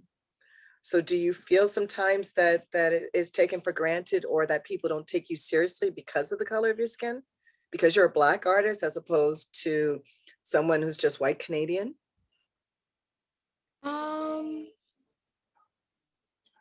I don't think that. In my case here, I would say it's more, what I found interesting was more when I came here, on TV, they were showing a lot of famine and kids with no shoes and, you know, dirt everywhere. And like when they talked about Africa, that's what they were showing on TV. So I was shocked because that was the only images. So for a while I thought, is that can't be possible. Like, so I've been asked many places, like, you know, if I escaped maybe a genocide, or, you know, how I survived, you know, things like that. And I have a profound respect for my African fellows or countries where they've had very terrible things, you know, wars and different things like that. But it was just generalized because that was the only thing that was shown. So I would say that's probably the only thing that I felt was hard for me, was that to have to always explain myself each time, and I guess educate a little bit. But I don't know that if I would say I'm taking for granted, because there's not a lot of Black Francophone singers in Winnipeg. So it makes the pool very small. So in that sense, I'm grateful for the opportunities that, I've been having and things like that. So in my case, it's reverse. It's more like a quota thing that I've told you a lot about, when there is, like we doing Black History Month, it's like you get called, like you have a performance every week, and I'm grateful for it, but it's just in specific times. So when there's the Francophone month, which is March, I'm gonna see emails everywhere like, okay. And then silence. So it's just that you are an artist all year long, right? So it would be nice to sing all year long, or when there's the opportunity, not specifically when there's things that highlight who you are, your skin, or what you speak or what you don't speak, you know what I mean? So that's my take on that question. Thank you. Thank you. Yolanda, what say you? I would say, yeah, we're definitely taken for granted because we're just seen as interchangeable, and like that's a problem. Because I feel like even artists that I've seen that reach the highest level of what you could be as an artist, as a Black person, you see a counterpart not even doing as well, or not even like, and then it's like they're on this higher level, but it's like only because of their skin color. I was watching a talk yesterday, and this woman was saying that when she went to art school, she drew people who were Black, and all the critiques were draw the nose smaller, don't put the color in, all these different things, So that in itself just shows that it's within the art community, and the art community needs to change, because if arts are reflectant of what the times are, and we don't feel welcome in the art space, like something definitely needs to change so that doors can open. Because I think art, like, I don't know, you're a little kid and you always remember the first picture that you drew, or the first time someone told you how to do something, or the first song that you sang, or whatever it may be, right? So I think we need to work on like not taking each other for granted, and realizing that we're all here at this time for a reason. So we should be not taking each other for granted. Yeah. I think we only have about 10 minutes left. Excuse me. So I want to make sure that I hit on a lot of things that we spoke about before, but I want to ask this question. Actually, you know what? No, I'm going to ask each of you, what is it that you want people to know about you and your art? Whether it be as you as a Black artist, or just you as an artist, period. You as a Canadian artist, you as a Black Canadian artist, I don't know. But what is there that you want people to know about you, and about how they approach you and how they approach your art? Who would like to go first? I can go first. So I'll say that, what I want people to know is just like, you'll kind of, if you listen to like the first work that I do up to now, you'll kind of see me growing as an individual as you listen to the lyrics, because my lyrics are very personal. And, I've been described as wearing my heart on my sleeve kind of. So, yeah, when you listen to my music, you're going to get like what I, at the time, would have considered the most authentic version of myself. And it's basically an autobiography if you kind of listen to the whole history of all the music that I've done, and to kind of approach it that way instead of kind of comparing it to other music. And for it's look at the individual person and kind of experience their thoughts, their creativity, and appreciate it for that more than trying to compare it with something else. Thank you. Thank you very much, Tarik. Anyone else? I'll go. I think I sort of talked about it, I guess, in my last answer. It's just that,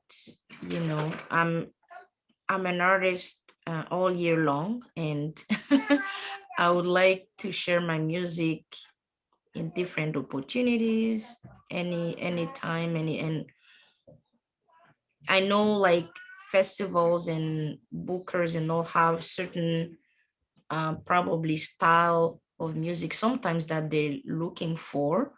Um, but it would be nice to have to be able to have a variety, which would be more inclusive, as opposed to sometimes just having to sing in world music festival. I feel like sometimes you don't even know what category you fit in. So for some artists, you know, if you're not doing like a very specific style, which would be, you know, soul or R&B or blues, you know, it's very hard. For me, at least it was, to know, okay, where do I fit? Like, who can see? And I was told that a lot, like, well, your music is, you know, it's hard to place it. It's in between.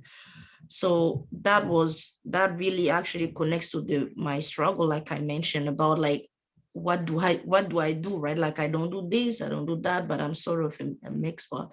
So it'll be nice to have a variety where you don't feel like you don't belong anywhere, or you can't present at any festival because you're not totally world music, because there is a category where there's have this rhythm and stuff, and sometimes they listen to your song and they're like, it is a little bit world, but it's not 100% world. Like, I don't hear the this and that. Okay, you go to folk.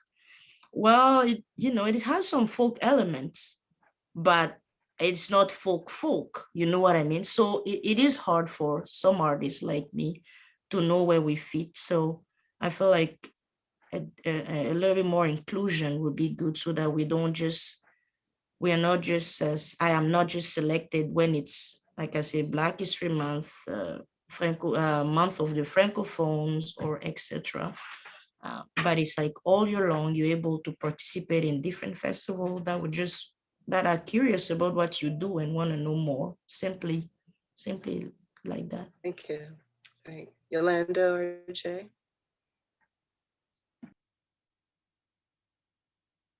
Both of y'all being nice. Go ahead, go.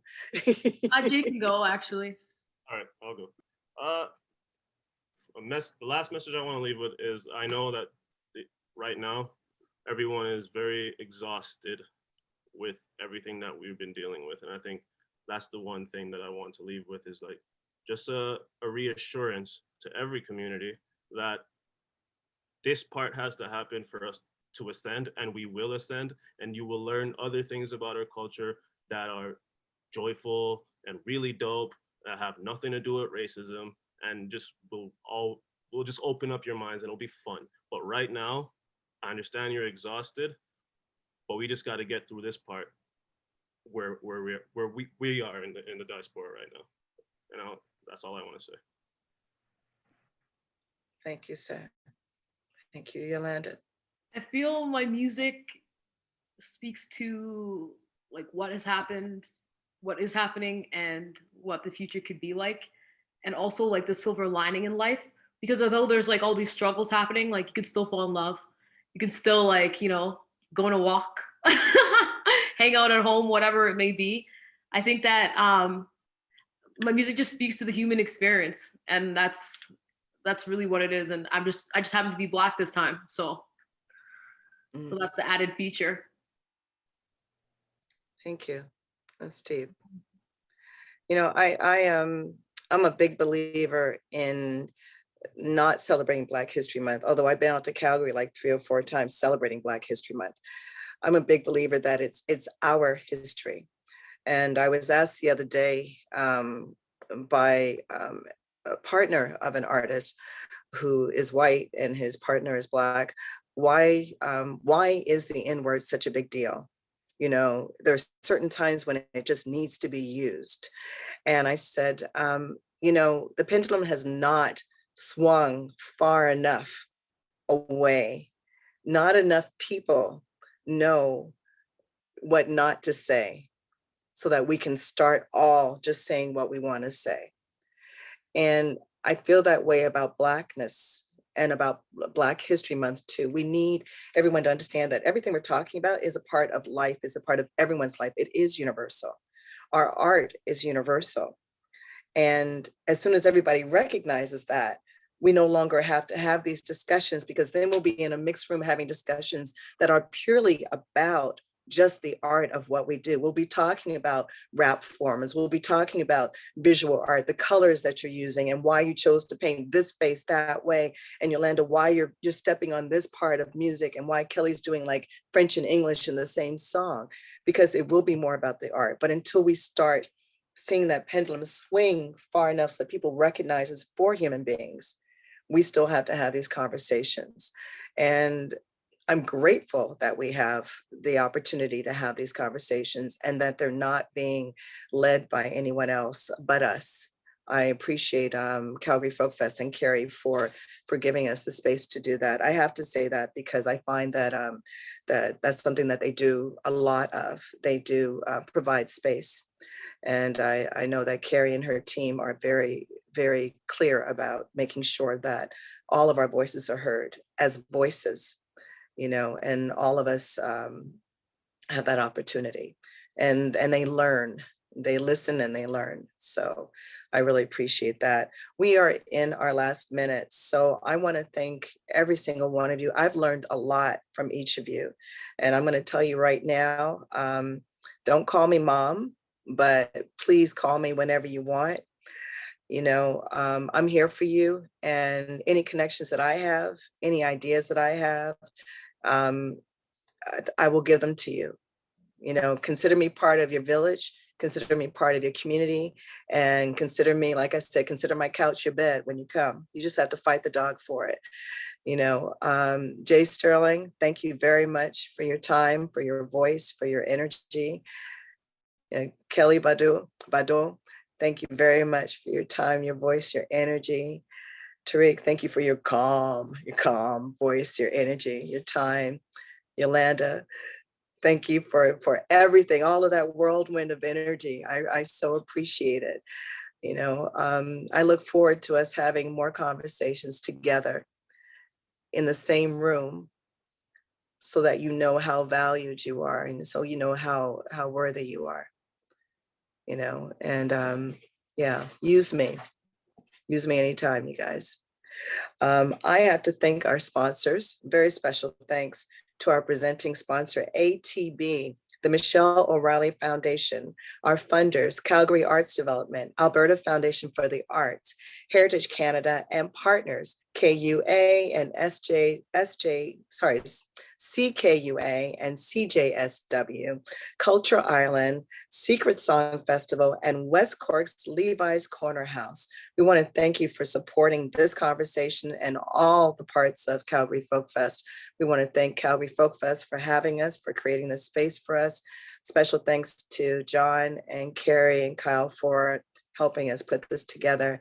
And if you guys ever want to continue this conversation, you know, just call me up and we'll just get on a FaceTime or Zoom and just talk amongst ourselves. And maybe we'll invite some people in, maybe we won't, you know, but yeah, thanks a lot, guys.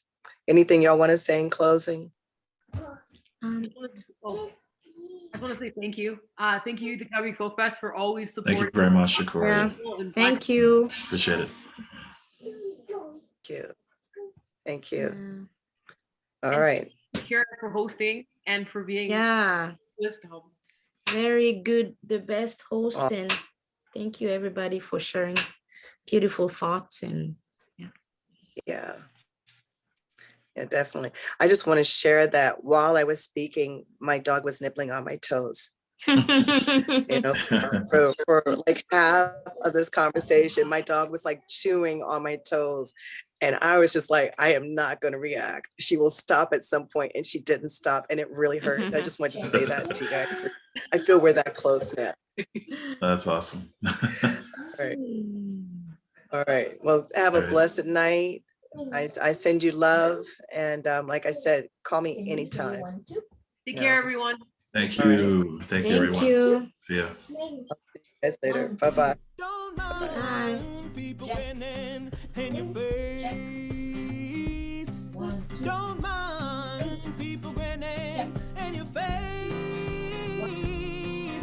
fade is mine. A true friend is hard to find. So don't mind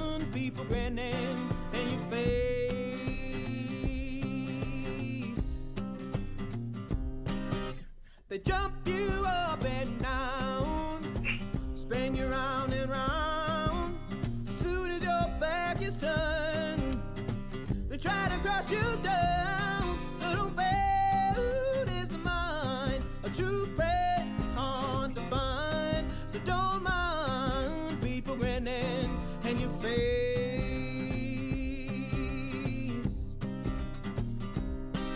Don't mind people grinning in your face. Don't mind people grinning in your face. Don't bet his mind. A true friend is hard to find. So don't mind people grinning in your face.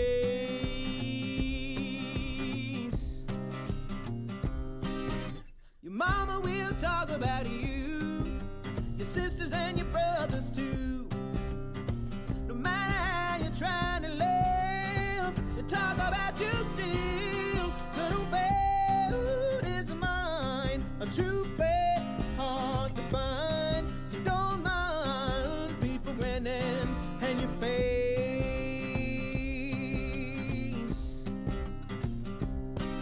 Don't mind people grinning in your face.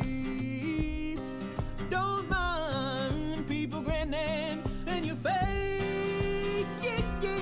Don't bet his mind. A true friend is hard to find. So don't mind people grinning in your face.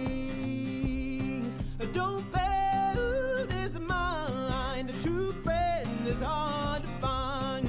So don't mind people grinning in your face.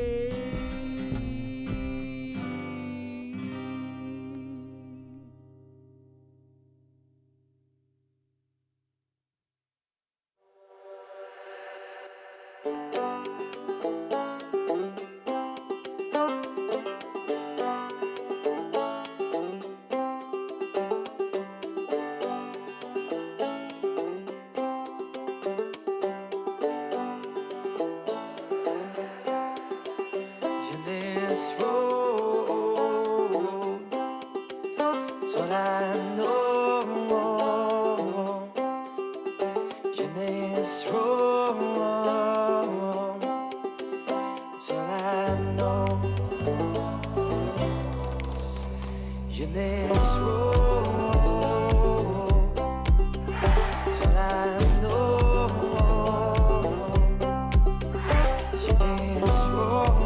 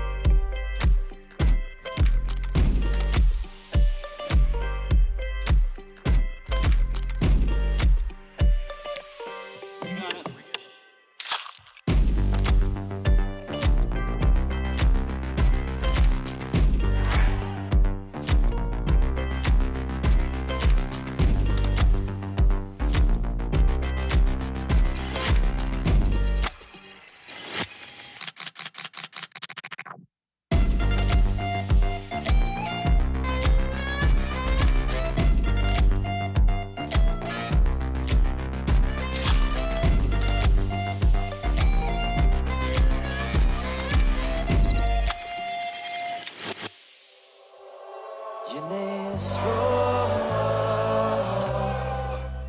It's all I know. In this road.